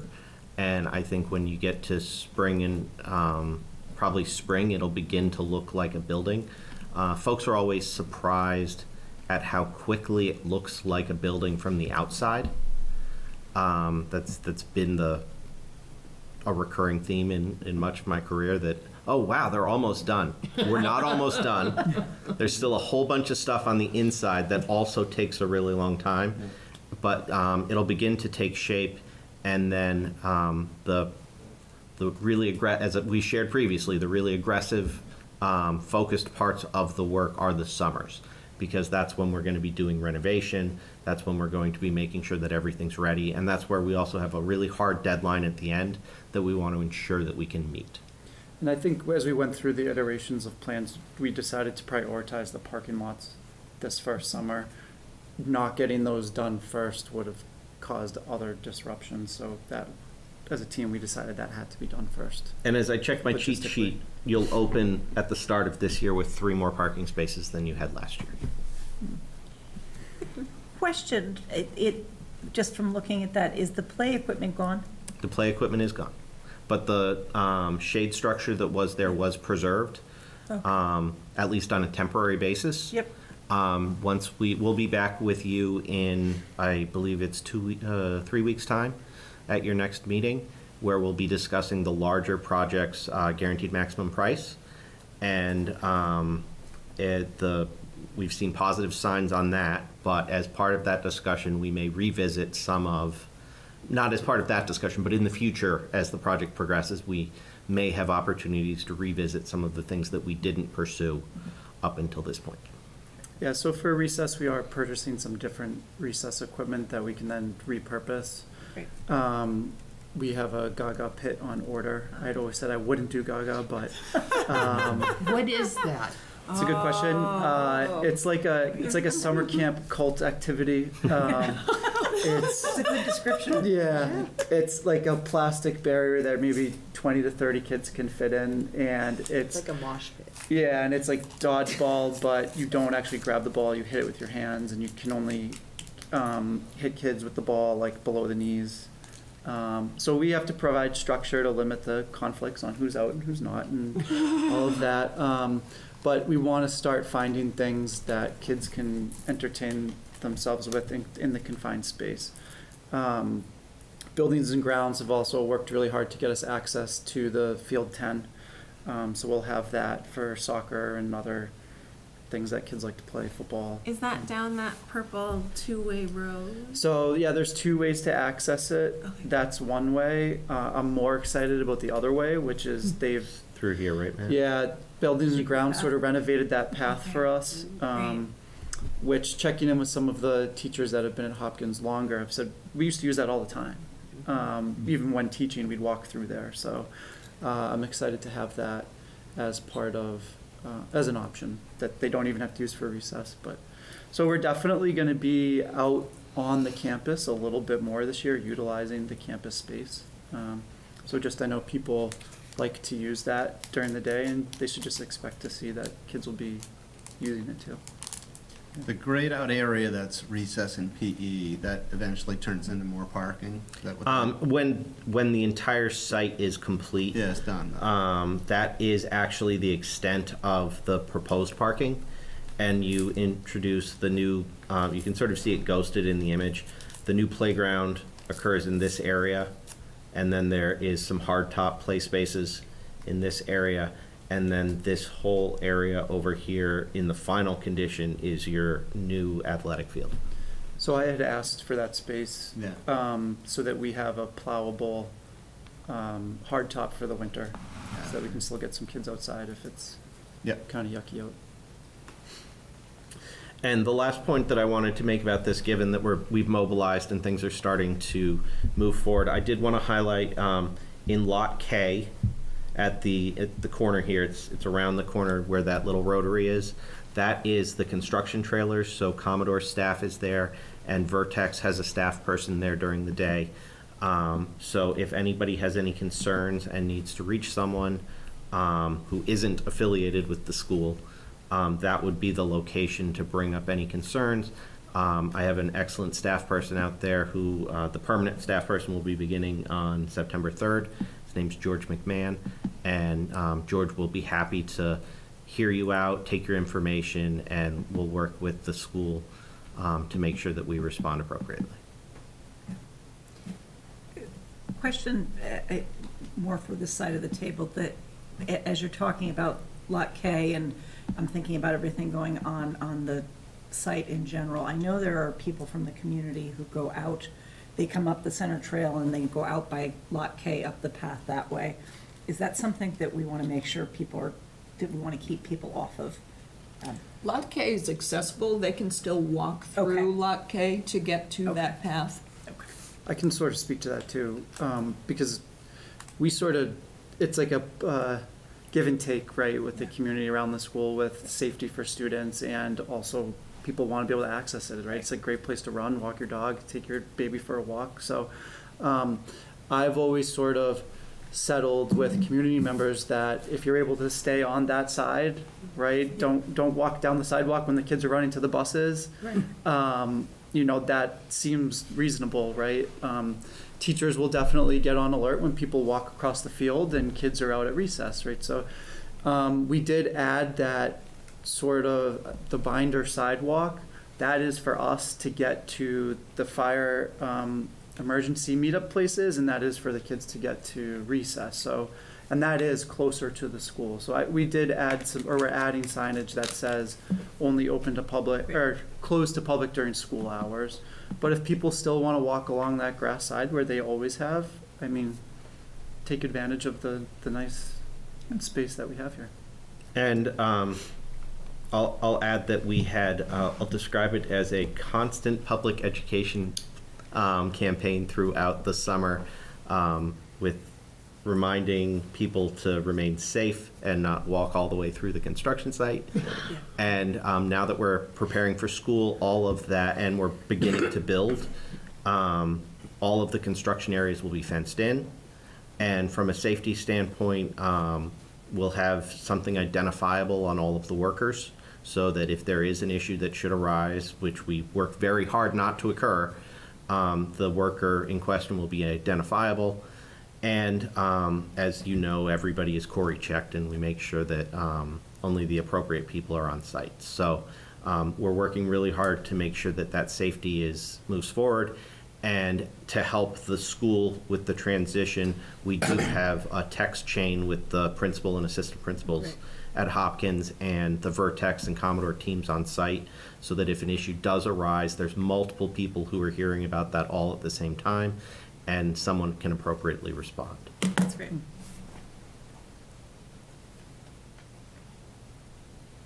So that was the extent of that agenda item. We don't really have any action for that one.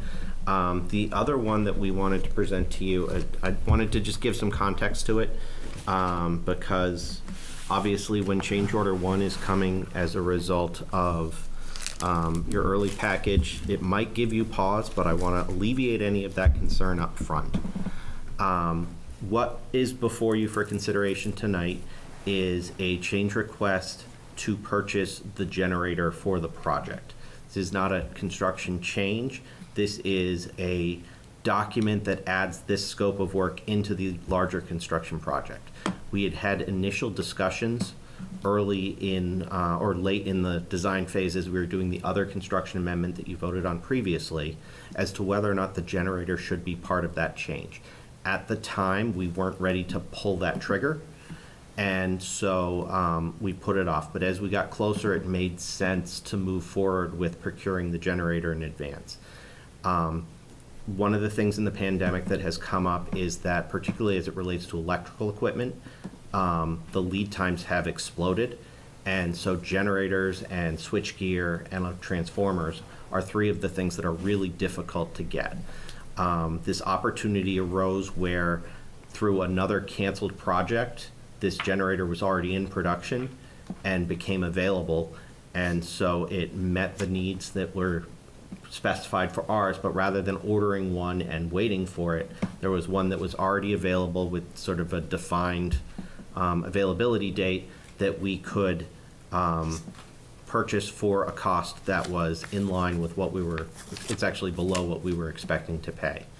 I know you did receive an alternate version of this, and in just further discussion with Commodore, we discussed the fact that it was easier to treat this as a construction amendment in terms of the markup that we're assigning to it, as opposed to a change order, because contractually there's different markups that are associated. It's a little easier to calculate the GMP and make sure that we're not double charging for anything if we do it in the way that's before you. So that is why this is $713 less than what was originally in your meeting packet.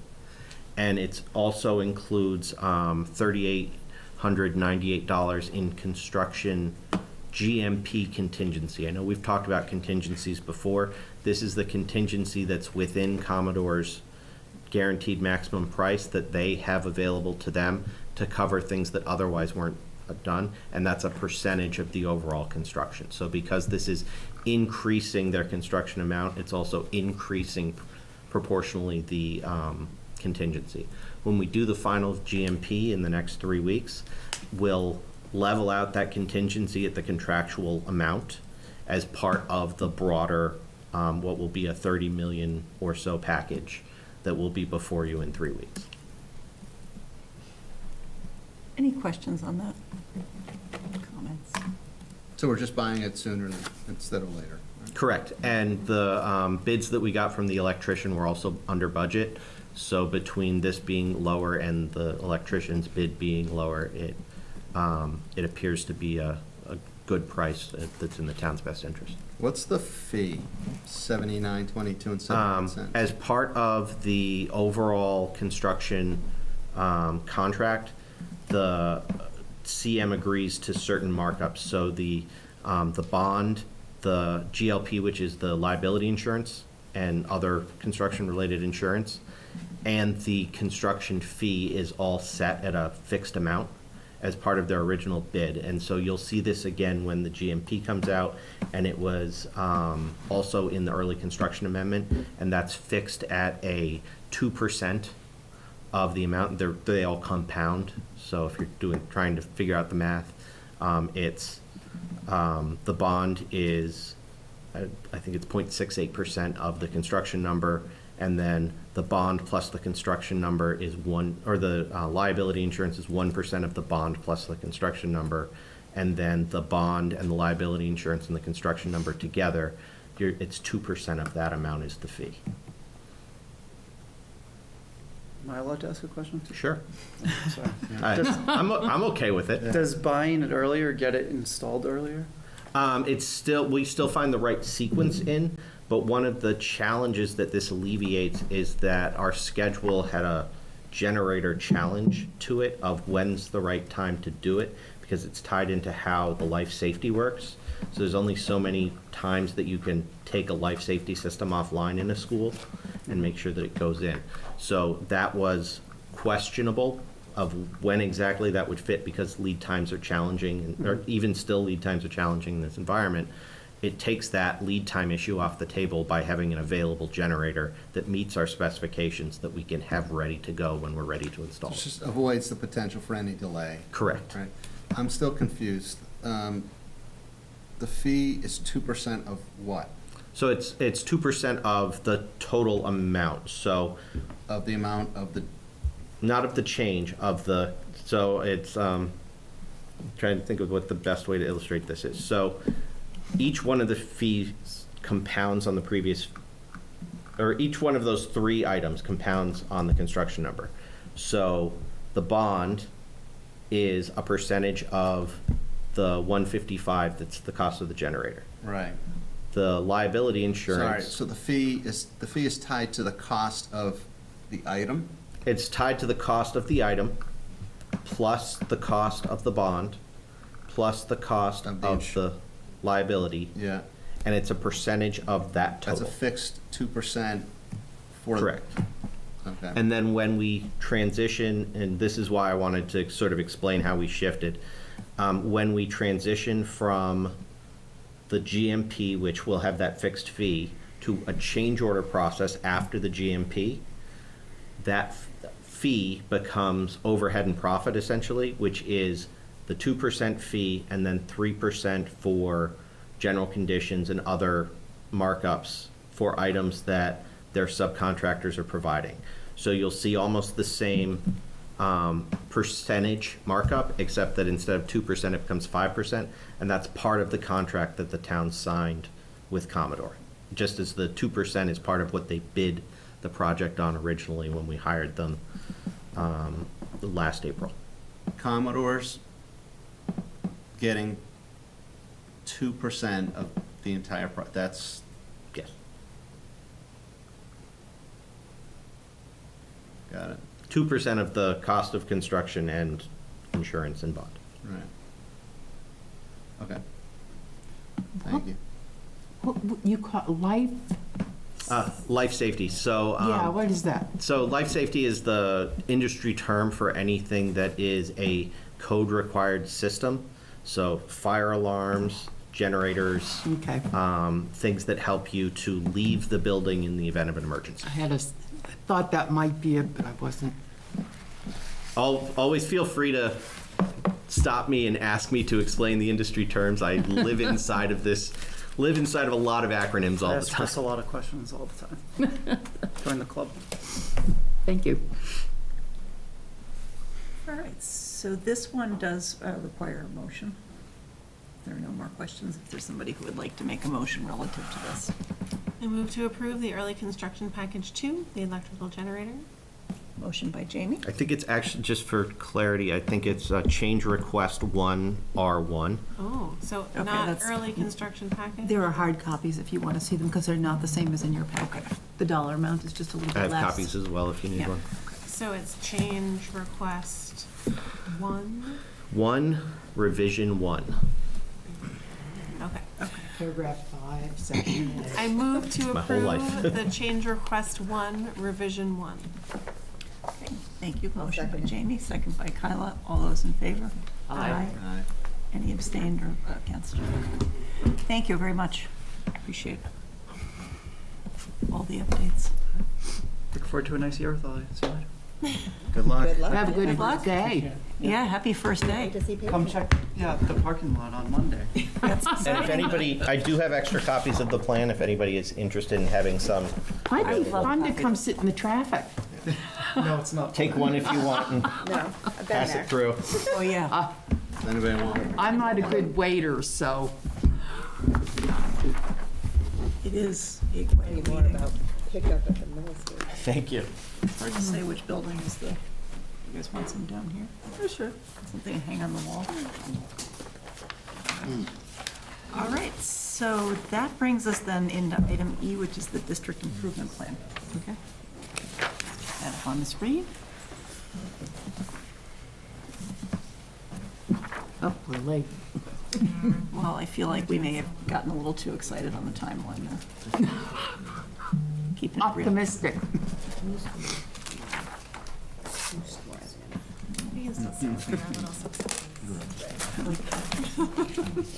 All right, so thank you. I will present to you the district improvement plan, and just so you are aware, the Department of Elementary and Secondary Education anticipates that every school district has one of these. And not this past summer, the summer before, so it would have been the summer of '23, we really did sit down and take a good, hard look at what our district improvement plan said. And so this past summer in '24, just a couple of weeks ago, we really just made some light revisions to it. One of the things I think you're going to see here is that we take a look at what the needs are for the entire Hopkinton Public Schools, and then we think about the roles and responsibilities of all of the players. And if all of those things get into this district improvement plan, what it means is that the district should, in theory, have all of its people rowing in the same direction, with sort of this as a guiding light. When you see the school improvement plans come before you in a couple of weeks, so each building has to put together a school improvement plan, and they should in some way work in service to this document. And then all of the administrators in the district have to put together a goals document, which would either be a school improvement document, a professional practice document, or a student improvement document. student achievement document. And so all of those things really fall kind of under the umbrella of this district improvement plan. So we start by outlining our vision statement, which is the Hopkinton Public School District aspires to be a community of educational innovation where children are challenged and inspired to reach their fullest potential, afforded the agency to define who they will become, and celebrated for their human kindness. And then our mission, the Hopkinton Public Schools ensures equitable access for all students to academically challenging curricula in a community that supports their social emotional learning, ultimately guiding young adults to create their own pathways, engage in citizenship, and foster respect for self and others. So when we get together with the entire school district on Monday morning, which we will, everyone who works here will get together in the high school auditorium.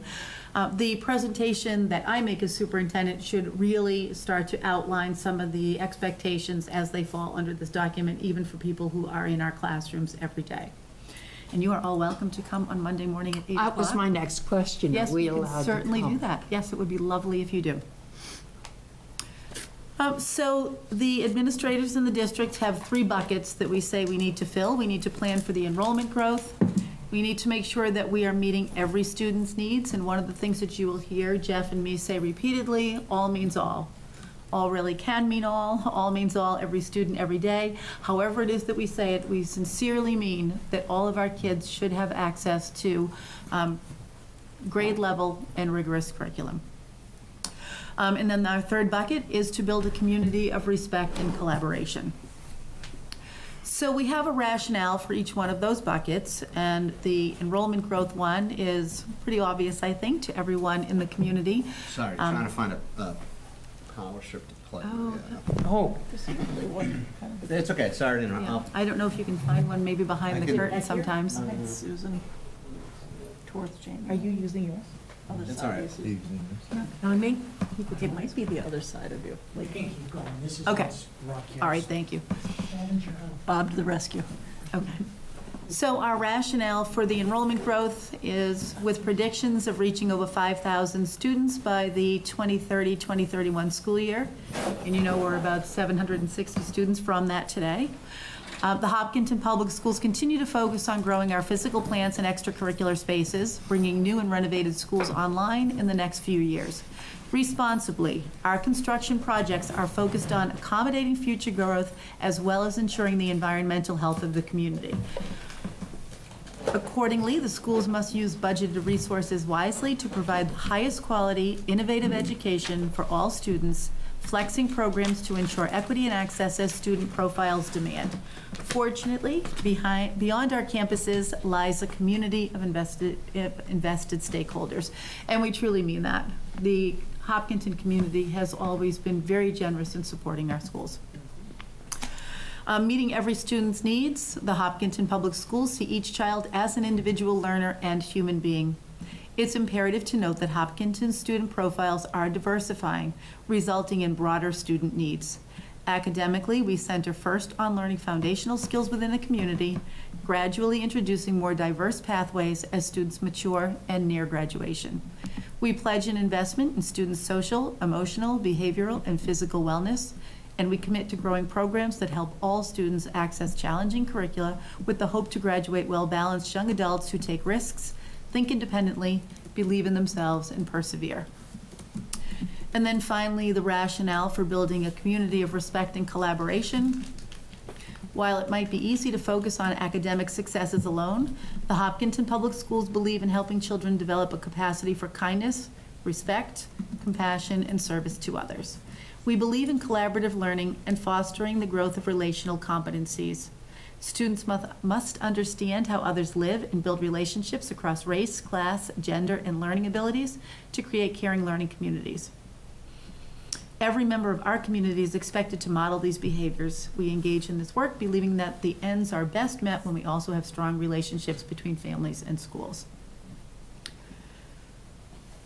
And so then what we do is we take those 3 buckets and we talk about all of the things that we are going to do to ensure that we are moving toward those goals. So in terms of enrollment growth, and you see a lot of that as you are here, we are continuing to construct and renovate our physical spaces. We're trying to grow innovative programs, expand our campuses to accommodate our external needs, which are also precipitated by increases in enrollment growth. So I think, as Mr. Bishop was saying tonight, we have increased our classroom spaces. We think about growing our cafeterias. We grow our programs, but we have not grown that parking lot. And so when we talk about external needs, those are the kinds of things that will come up, as a result of just more and more students and the need for more faculty. We're working with the Elementary School Building Committee, the Massachusetts School Building Authority, the MSBA, our owner's project manager, and the designer on the Elmwood School Replacement Project. We are also working with an owner's project manager, designer, and construction firm on the Hopkins School addition project. We have been employing, and we will continue to employ, creative scheduling and building use to optimize student learning as the district addresses space constraints. We are budgeting to ensure increases in full-time equivalents, including our support personnel, so whether they are cafeteria workers or custodians or paraprofessionals or teachers or administrators, we want to make sure that we have enough people there, adults there, to support the children. We want to make sure that those increases are commensurate with student enrollment increases, student needs, and departmental demands. Develop a 3-year plan for special education and budget for its implementation. Analyze our transportation needs in anticipation of new buildings, changes in start times, and ridership. And then expand our grade 2 to 4 curricula to maximize the educational opportunities presented by the Charles Worth School. And we know that will be a state-of-the-art building, and so some of the things that we teach, we will be able to teach differently just because the physical plant has changed. All right, in terms of meeting every student's needs. This is a year that we are really going to focus on MTSS, which is the multi-tiered system of support. There are 3 tiers. Tier 1 is what everyone gets. Tier 2 is what you get if you need a little something extra, and Tier 3 is when you need a lot more of something, and very often it meets an individualized need or a very small group's need. So we'll start off here by looking at those things that break away barriers so that kids are able to access curriculum. We'll be using the Holistic Student Assessment, PBIS, ensuring that specially designed instruction, SDI, is there for students whose learning profiles demand it, especially in our co-taught classrooms. And we'll make sure that our teachers' facility with those co-teaching approaches is the best that it can be. We will evaluate and redefine current support programs, including our Empower program, the Bright program, the START program, and some of those are behavioral. Some are for kids who are returning to school after extended absences, such as hospitalization. Some are just kids who need to grow their resilience, all kinds of things. And to ensure that the programs enable all students to access curriculum at high levels. Continue to develop our cultural proficiency practices, and we'll use the CRI-OP to measure them. Expand the implementation of disciplinary literacy strategies that include all grades, K to 12. Continue the elementary level written language curriculum revisions and expand teachers' reading instruction repertoires, especially for students reading below benchmark. As you know, the state has been doing a whole lot of work with dyslexia and other reading disorders, and so we do have our dyslexia team that has been attending those sessions. Grow students' fact fluency skills in math, K to 5. Further develop our 18 to 22 programs so that we're able to offer a wider array of post-secondary opportunities. Explore opportunities to broaden students' post-secondary planning and readiness. And then finally, maximizing the use of our professional learning communities. We are a district that is very fortunate to have time for our teachers to meet. And when they're able to do that, it helps with growing instructional repertoires, revising curriculum, looking at student work, thinking hard about how kids performed on assessments, and much, much more. And then finally, what will the whole district be doing to build a community of respect and collaboration? We will continue to enhance and grow CPAC and English Learner Parent Advisory, LPAC stakeholder groups. Continue to conduct information sharing and language history meetings with multilingual families, and our Jen Suker does that with any incoming family that has language needs. Further to develop the senior capstone project at the high school as a complement to the vision of a graduate work. Continue to develop capacity in implementing restorative justice practices at the high school and middle school. And really, I think you'll see that at the elementary levels too, based on what you learned tonight about the handbooks and 37H and 3/4. Continue professional development that grows the cultural proficiency of our faculty, staff, and students, especially by introducing the CRIOP at the classroom level. I know you saw it as an assessment tool in the previous one. If you have a criterion referenced assessment, very often it can be used as an instructional tool. So that's how we will be using that with our faculty, staff, and kids, so that they can see what kinds of things are excellence and best practices, and then they will know how we assess those things. Identify priority actions from the secondary curriculum and instruction audit, and adopt a tool to vet our curricula and instruction for biases. Use our DESI data to address disproportionality and to ensure equity of access and representation, and then carry on with the work of the district climate team. So those are all of the things that we will be doing as a district. And again, you'll see those things kind of manifest in the school improvement plans. Questions on that? I know there are probably some things that, What were the, were there changes from last year? Like, were there specific things that, Yes, there were. I would have to show you a red-lined copy of that, or at Oh, least show okay. I you was last year's and this year's side by side. Sure, just, I know it, Sure. it looks like a lot of wonderful work, and I was just curious which details were adjusted from last year, since it's my first year sitting at the table. Yes, we could get you side-by-side copies. Thank so you. Can look. I think we started this year thinking that we would be making some tweaks, but I think that we did more wholesale work than I anticipated we would do. Yeah. I would imagine the last year's is still on the website. Oh, I'm sure it is, yes, The that's link right, to- because we would not have taken that Right. down until you vote on this one.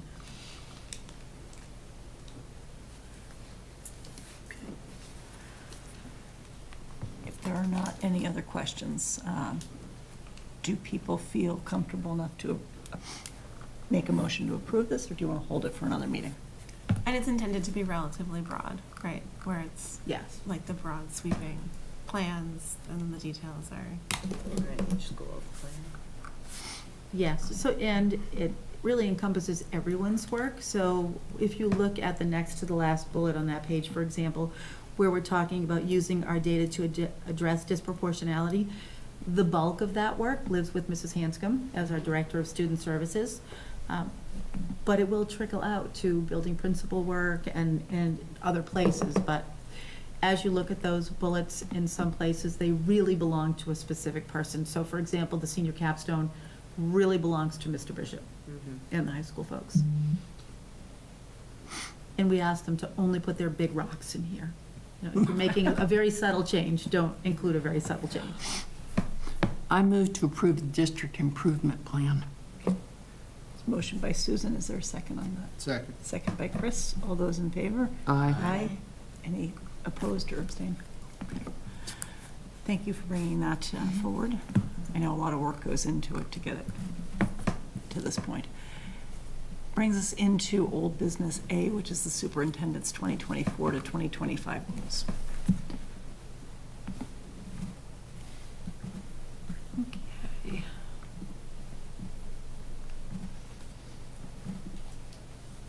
I think 150 should do it.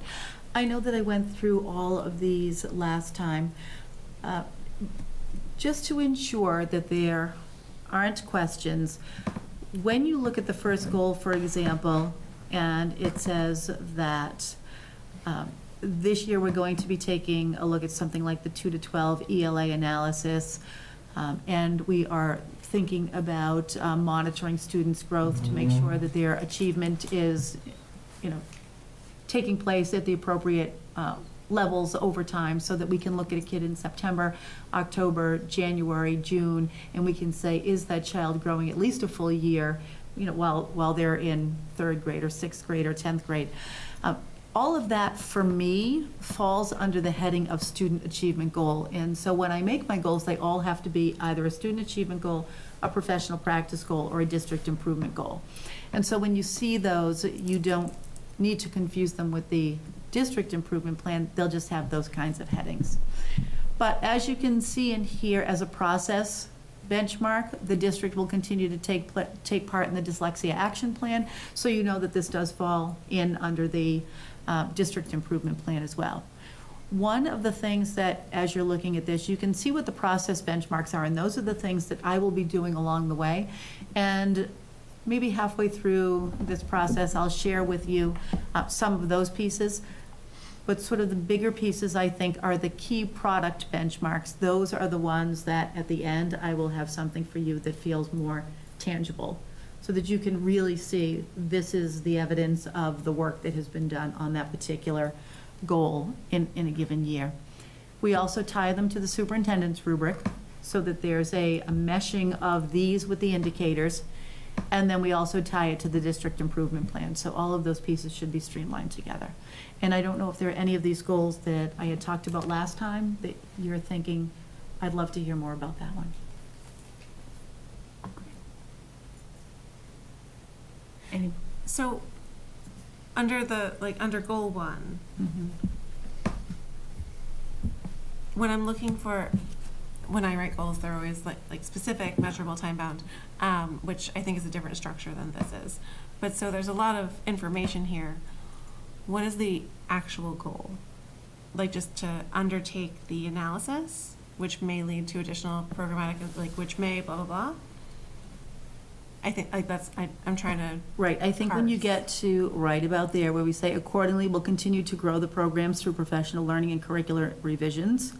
And then a much larger piece of that, I think, because this is entirely ELA, is that we are going to undertake a grade 2 to 12 ELA analysis, and that may lead to additional programmatic instructional or leveling changes. This is similar to the work that we did last year in math, and it's very interesting because Mr. Lebrad and I and our K-5 math coordinator and one of the math teachers who's a CTL at Hopkins, we went and presented on the work that we had done last year, but we did that at the MASS conference to a group of superintendents and assistant superintendents over the summer. And when we did that, we started out and we thought we knew what the problem was. We thought that, because parents would call and say, my child who's a very skilled mathematician is bored in grade 6 math. And when we started to break down the data, we realized that those kids could not have been bored because their growth was super high. So they had to have been being challenged because they were growing. But when we looked at the kids who fell into the category of partially meeting expectations, we started to realize that those kids' growth scores were very low. And that's what we mean by you could end up having a programmatic or an instructional or a leveling change. But we don't know if any of those things will be warranted. We're just going to do a great big dive, a deep dive into the ELA data for this year. Typically, when you do this, if you don't start with a preconceived notion, you'll find something along the way, and you'll make changes that make your ELA instruction or curriculum better. Right now, when we get our ELA scores back from the department, and I know there are a lot of people who say, oh, that MCAS test is very bad, but what it is good for is it's a very good report card for us. We get to see how we're doing as a district with our kids who are high achievers, with our kids who are moderate achievers, with our kids who are struggling achievers. And so when we look at that data, we say, oh, there is room for growth, because about 25% of our kids, not in grade 10, but in some of our elementary grades, are not meeting or exceeding expectations. And so a deep dive like that into STAR data, local data, really helps us to understand what that is. It is time sensitive because typically these will end in June, unless we get to June and we say, oh my gosh, the work that we're doing, it actually needs more study. And then sometimes one of these single year goals will become a 2-year goal. That was the case with the math goal. We started 1 year and we weren't done at the end of that year. So it's reasonable to expect that there's not a specific outcome listed in the goal, so that there's not a clear goalpost of we've met this, but there's the analysis which could, et cetera, et cetera. Yes, I mean, if there is an outcome to this, we hope that over time our math achievement scores will go up, but when you make those kinds of revisions to curriculum and instruction, sometimes there's even an implementation dip, right? Because people are now being asked to do something that they haven't been asked to do before and they're unfamiliar with it. So sometimes it takes about 5 years before you'll see that mathematical change in your MCAS report card. So while I would like to say that that's going to happen, it may not happen immediately. Right, no, I wouldn't expect the student performance to change, but just that the outcome of the goal is really just, we'll find out. Yes, and that's very frequently what happens when you do data dives and research, right? You don't know what you're going to find. There are the benchmarks, though, that we'll see along the way. Yes, that says that we're actually doing this for us work, to we be just able to don't know the evaluate. outcome. Yeah. Right. And can we have the dyslexia action plan? Is that something that we can look at? And not right now, but just. I believe it is linked in the document. It is, but I don't have access to it. Oh, okay, we can fix that for you. Thank you because so there's- much.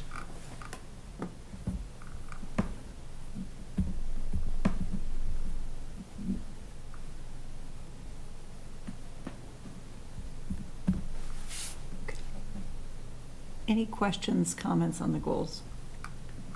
Do people feel ready to vote to adopt these for Dr. Kavanaugh for the year at this point, or do we need more time? I'm good. I'm good. Okay, we're not going goal by goal. Oh, I'm sorry, I didn't realize you had more. I was just, I Yep. assumed that was the process.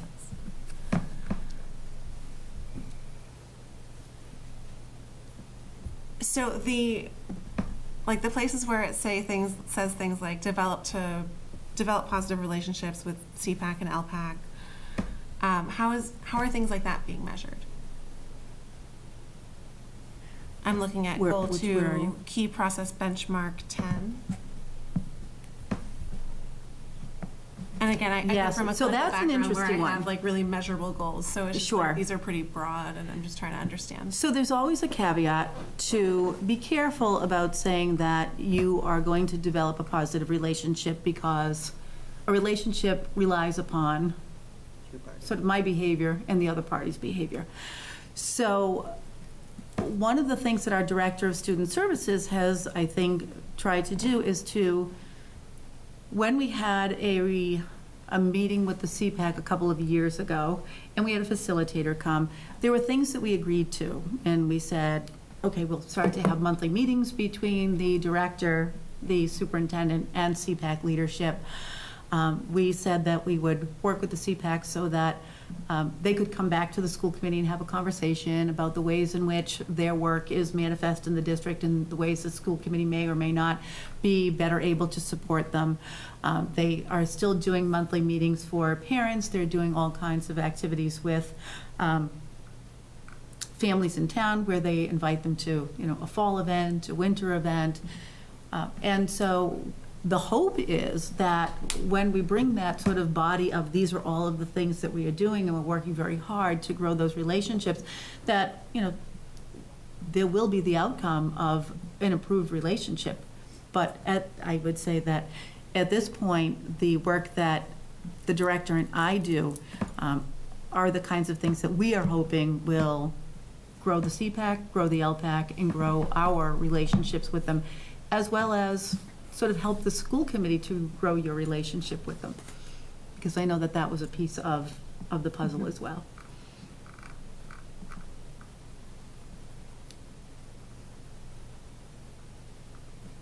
Thank you. Yeah, and ultimately, when you think about CPAC and LPAC, the reason the state has those bodies in place is because we want to make sure that students have the highest quality teaching and learning. And so you develop those partnerships. Sorry, I'm the only one asking questions. My last question is just I'm looking down at goal 4.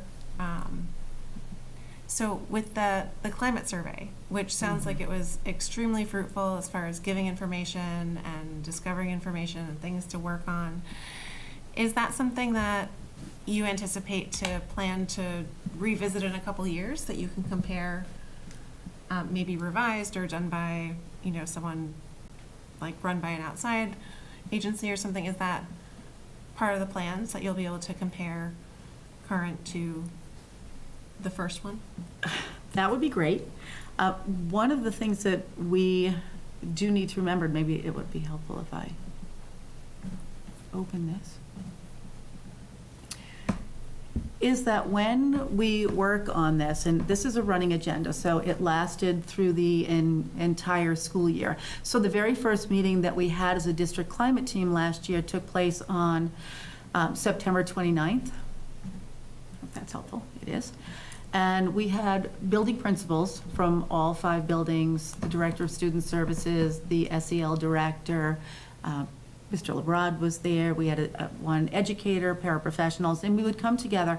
And so the goal really is to have that group work as people who are growing the climate through the district, and not just me in isolation. So yes, what we would like to do is, one of the first things that we did was we talked about, where do you see needs for growth? Where do you see things that are going swimmingly? We kind of did a Post-it note activity. We took the Post-it notes and we said, all right, we're going to pick a big ticket item from the Post-it notes, and we're going to take something that is low-hanging fruit, and we're going to work on those things in each one of those buildings. And then eventually we got to the place of, we said, all right, why don't we now put out a survey after we had come to the place of things that we thought were important to measure. And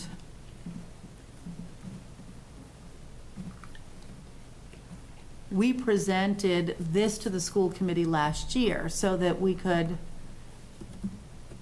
pie charts in here, and we could say, teachers and staff are treated with respect. And so to what degree did they feel that way? And it was about 65.7% of the teachers felt that and staff felt though they were treated with respect. And so you can kind of go through all of these. They're available to you. You can look at them. They've been, again, publicly presented. Students care about and treat each other with respect and compassion. We got very high marks in that. And so it would be nice for us to work on some of the things that we see as issues. So one of them was, we would love to see central office administration in the buildings with more frequency. And so just the other day, Mr. Lebrad said to me, why do I have all of these requests to walk through the buildings twice monthly? And so that's one of the things that I have put into my goals for this year, is to conduct walkthroughs in every building at least twice monthly. Teachers reported a desire to see central office administrators in their classrooms. So we have them now built into our calendars. And it really is an opportunity for us to get into classrooms, get into buildings, and just see faculty as just human. Yeah, and just building have those those relationships. Yeah, absolutely. So that's what the survey has helped us to do, and maybe in a few years, it would make sense to give those same surveys and hold them up side by side. Yeah, especially with all the work you're doing. Yeah, I will tell you that if you took the one that we gave in the fall of 2020, that survey was really terrible. I mean, I think people were just so spent, they couldn't bring themselves to feel any joy. Right, Yeah. right. Thank you for walking me through that. Sure.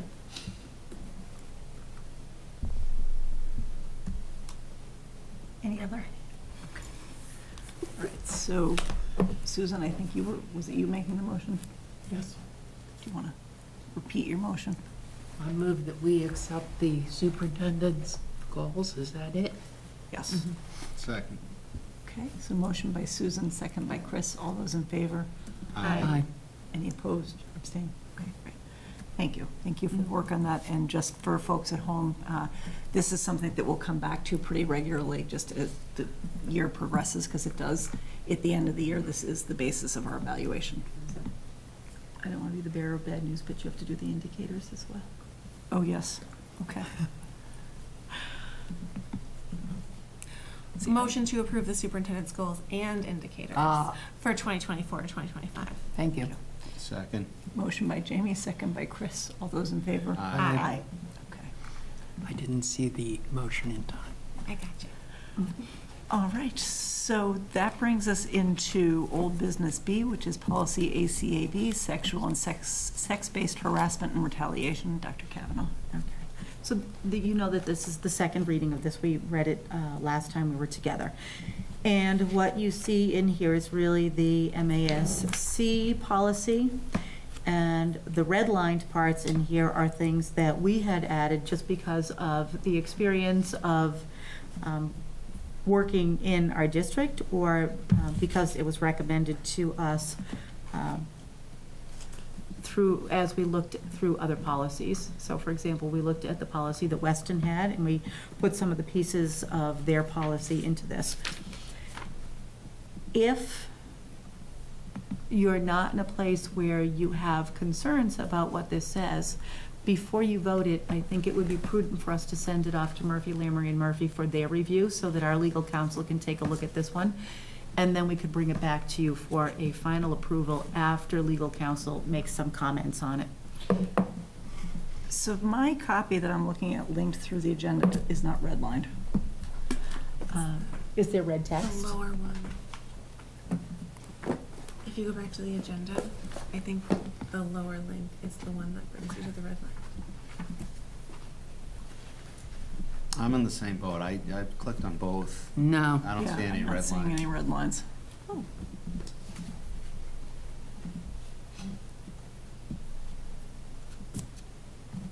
This one here, the lower second Yeah. one, yeah. There is no, are you getting at it from the agenda? Yeah, the one I'm picking up from the agenda doesn't have The any one red that- lines. Georgette sent. Do you have the whole packet agenda open, Jamie? Mm-hmm. That might be why. Oh, that's why I can't see it. What, you have that open, do you want to just hit share on it and I will project it on the screen? My other thing is that this will also go out to the public. Unless it did already. Go out to Oh, I don't know. if school. it has or Typically, we has not. send, Georgette's usually very good about Yeah. saying this, but I'll check with her.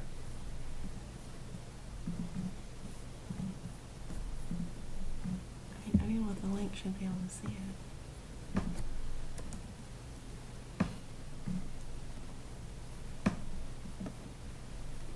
Right, it might be in your email.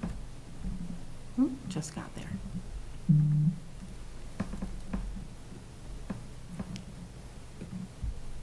yes, this one does have Oh, good. yellow highlights. Chris, do you have it? Mhm. Yes, this one, it has green that I'm looking at right now. Oh, on my screen it's like maroon. Funny. I don't have a red line copy. They have gray lines and then red, yellow highlights. You know, what's so interesting, Chris, is I can see your icon up there, so why you're not getting the red line is, I'm not sure. Yeah. Hmm. Now I got it. Okay. There we go. So again, this is the MASC. They typically leave them blank, so you can put your information in at the top, where it says that we are committed to maintaining an education and work environment for all school community members that's free from all forms of harassment, including sexual and sex-based harassment and other discrimination on the basis of sex. Because that text is green, we added that. And our legal counsel had suggested years ago, a couple of years ago now, that we always include pregnancy or pregnancy-related conditions in this list of protected classes. This definition of sexual harassment was not in here before, and we felt like we needed to define it. This was tricky in here because the district takes allegations of harassment, including sexual harassment, seriously. The district shall respond promptly and meaningfully to every known report of sexual harassment and shall investigate every formal complaint of harassment. That we had a long conversation about because there are times when someone will say, I think I should investigate this as sexual harassment, and a parent will say, I don't want you to, investigate that as sexual harassment. And it's an interesting thing because there's a form that says, I would like you to investigate this as sexual harassment. I would not like you to investigate this as sexual harassment. So we do want to make sure that if We hear, and this continues on, the district shall act promptly to eliminate the conduct and impose corrective action as is necessary, including discipline action where appropriate. It's the expectation of the district that incidents that may constitute a Title IX violation be reported to building administration. The complainant does not have to be the person at whom the unwelcome sexual conduct is directed. The complainant, regardless of gender, may be a witness to and personally offended by such conduct. So if I suspected that there was some kind of sexual harassment, a Title IX violation, I could go to my building principal, Mr. Lefebvre, for example, and say, this is what I'm seeing. Mr. Lefebvre could say, okay, student is a minor, so I'm going to call the parents. And the parents may say, I don't want you to investigate that as sexual harassment, but I do want this behavior to stop. And whether the parent wanted the behavior to stop or not, we would make sure that the behavior stopped. And Mr. LeBrod actually has all of that paperwork now out to Murphy, Lamry, and Murphy, because in addition to a policy, we also have to have a practices and protocol document that tells us how we are going to deal with families, how people fill out forms. You don't necessarily have to fill out the form. You can make a phone call. You can send an email. There are lots of different ways to express bullying or harassment complaints to your administration. Anything from the policy working group you want to add?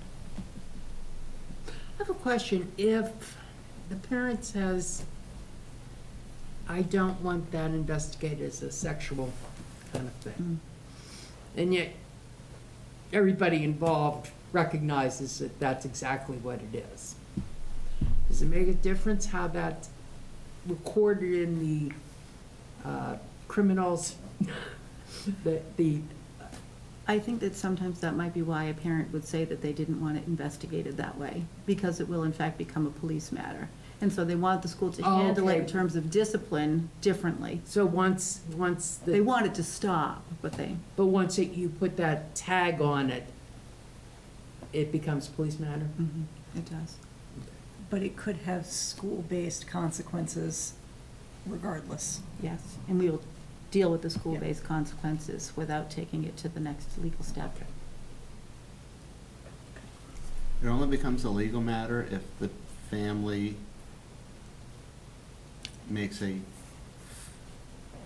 declares that, hey, I want this, I'm making a formal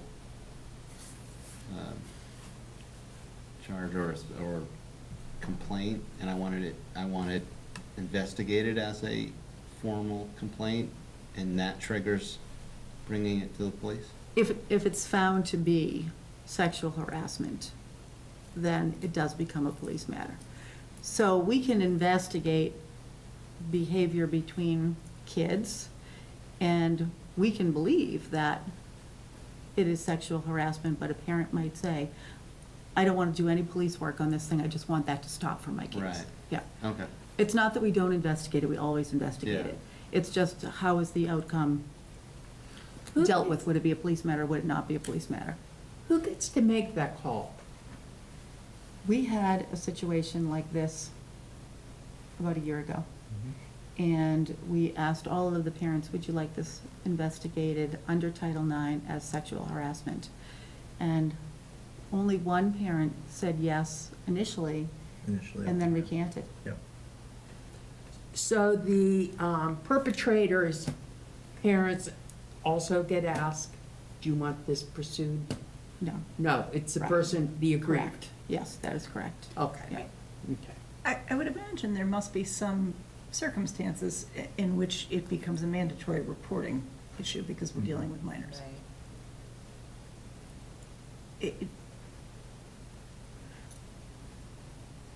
There's always, when you say. So if you're looking Oh, at, I say, see the what- high school. I you see might what have- you're saying, like through DCF. Yes.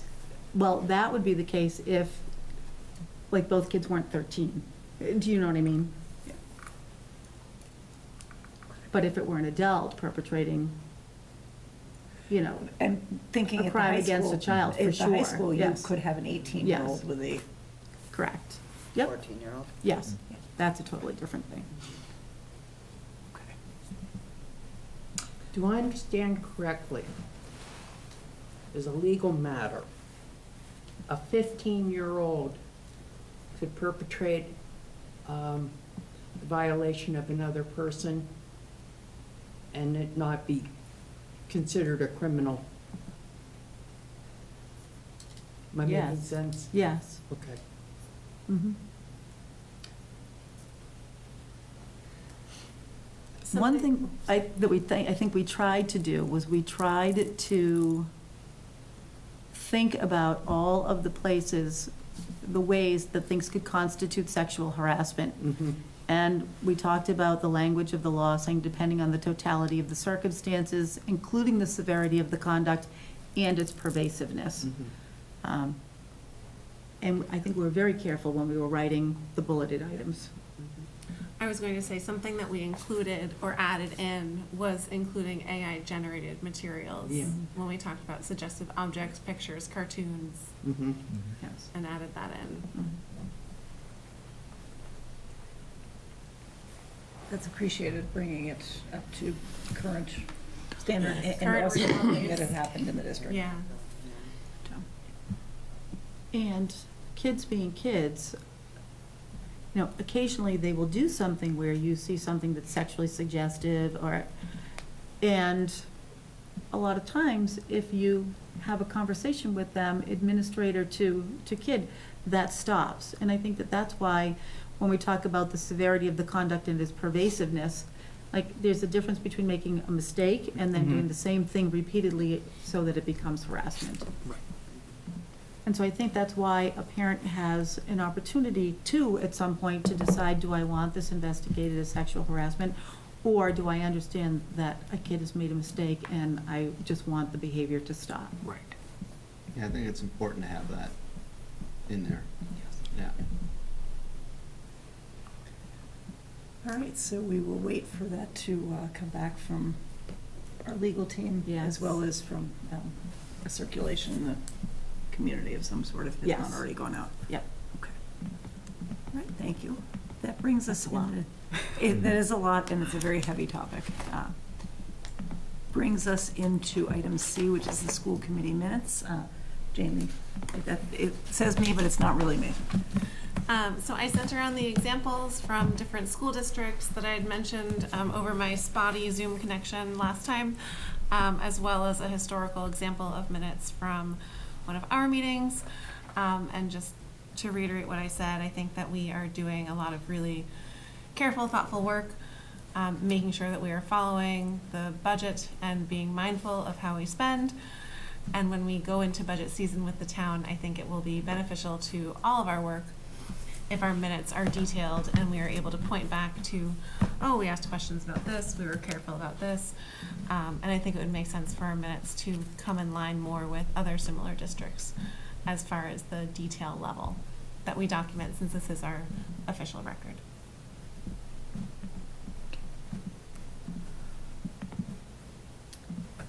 I can say I like the examples that you provided, and I do agree that the more information that we can provide in minutes, I think is beneficial to both ourselves as a record and to the community who doesn't have time to watch a 3-hour video recording or the fortitude. Understandably. How might this impact Mrs. Wager? Oh, Your Georgette. executive Georgette. secretary. Yeah, it'll be a little more work for her. Yeah. Would it be, Chris mentioned AI. Yeah, there's some really great tools that will summarize, bullet point. It does it. I mean, it also Yeah. gives a transcript if anyone wants a super deep dive, but in a transcript as opposed to video, you can just search for keywords and. Right. The way it works now is that after the meeting, she will go back and watch the entire meeting and then take notes on it. So if she's sort of expanding the summaries or, you know, taking more detailed notes, I think that you will have increased pages, you know, to the minutes. And it may take her longer because, you know, she's going to have to kind of pause and stop and think about what was just said and make sure she's capturing like the spirit or the content of what was just put out. Would be curious on, and I'm not as familiar with the different AI for minute taking, but more so than even the transcript. You said there are some that can do a little bit more of a summary Yeah. piece. That, I think, makes it less It would labor make- intensive I for mean, people. It would eliminate Georgette's. Well, but I think we need a human to, Oh, yeah, we would definitely need a human to check. AI is Yeah. far from perfect. And then we don't say our names every time we speak, so there's also like, who's saying what, and. I don't know that, to me, the who said Very it, sophisticated. yeah. I'm not saying a human doesn't have to double check it, and Right. Georgette wouldn't have to Right. do it, but I assume it would save her some time and. Yeah, because I was thinking her workload's pretty heavy, that Yes, if we she does a lot for us. can find something that would help her out on that, it would be excellent. There is the consideration that most free AI programs, platforms, will take anything that you feed into them to promote their large language model learning. And so we'd want to be mindful of anything that we, granted it's a public meeting, but to be mindful that anything that we decide we want to put into an AI to spit out output, most of the free models do take everything in. So if we would purchase, we would be better off. Well, some of the platforms then have privacy protections if you're using a paid version. So maybe a starting point here would be to, I know that Georgette has probably seen the examples of the minutes that were provided in the email or could have access to them, to request just more information be put in and then kind of move from there and see where we're at. And see if then, if we need something more, if she needs. It might be good to let her take a stab at it. To take and a see how stab we at it feel. and see then if it's too labor intensive, if we want to move to an AI model or something else. Because I don't want to, I know that she does a lot for us, but also for you. What do others think on that?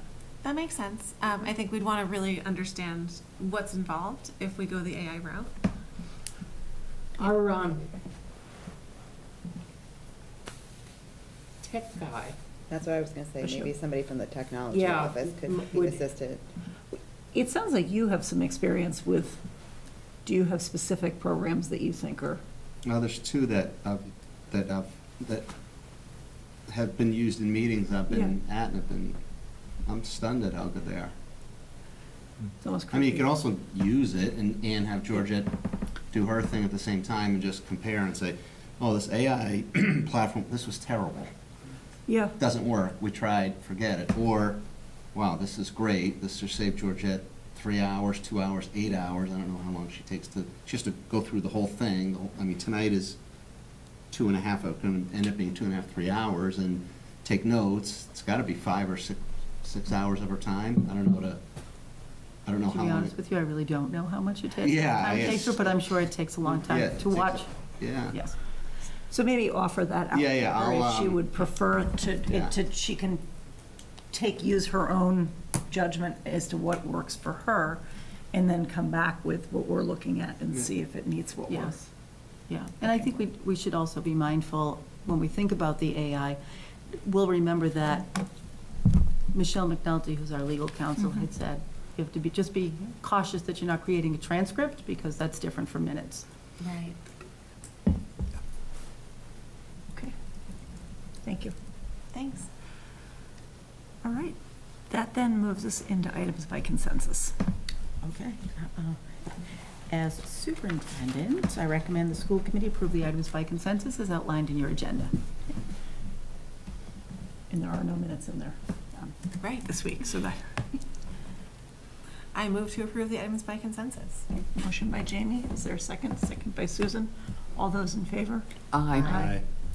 Okay, then that moves us down into executive session. So I would seek a motion to enter into executive session to comply with or act under the authority of MGLC 30A S21A2, specific to conducting strategy sessions in preparation for negotiations with the Hopkinton Teachers Association, because having the discussion in an open meeting would have a detrimental effect on the school committee's bargaining position, and then we'll adjourn in executive session, which means for folks at home, we will not be returning here to the public.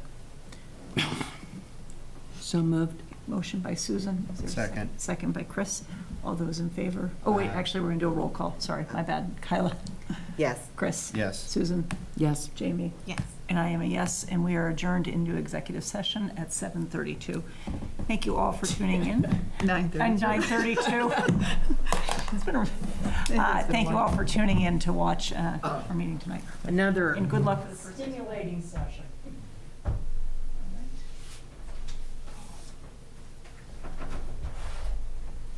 Does anybody want a copy of the comment or change? Do you want to make sure those? Kyla needs those. Yeah, and Chris and Jamie from the MASC. That sends those along to you. It's your special fob to get into central office. And if Oh. you need to sign things in there. Other than that, we are good.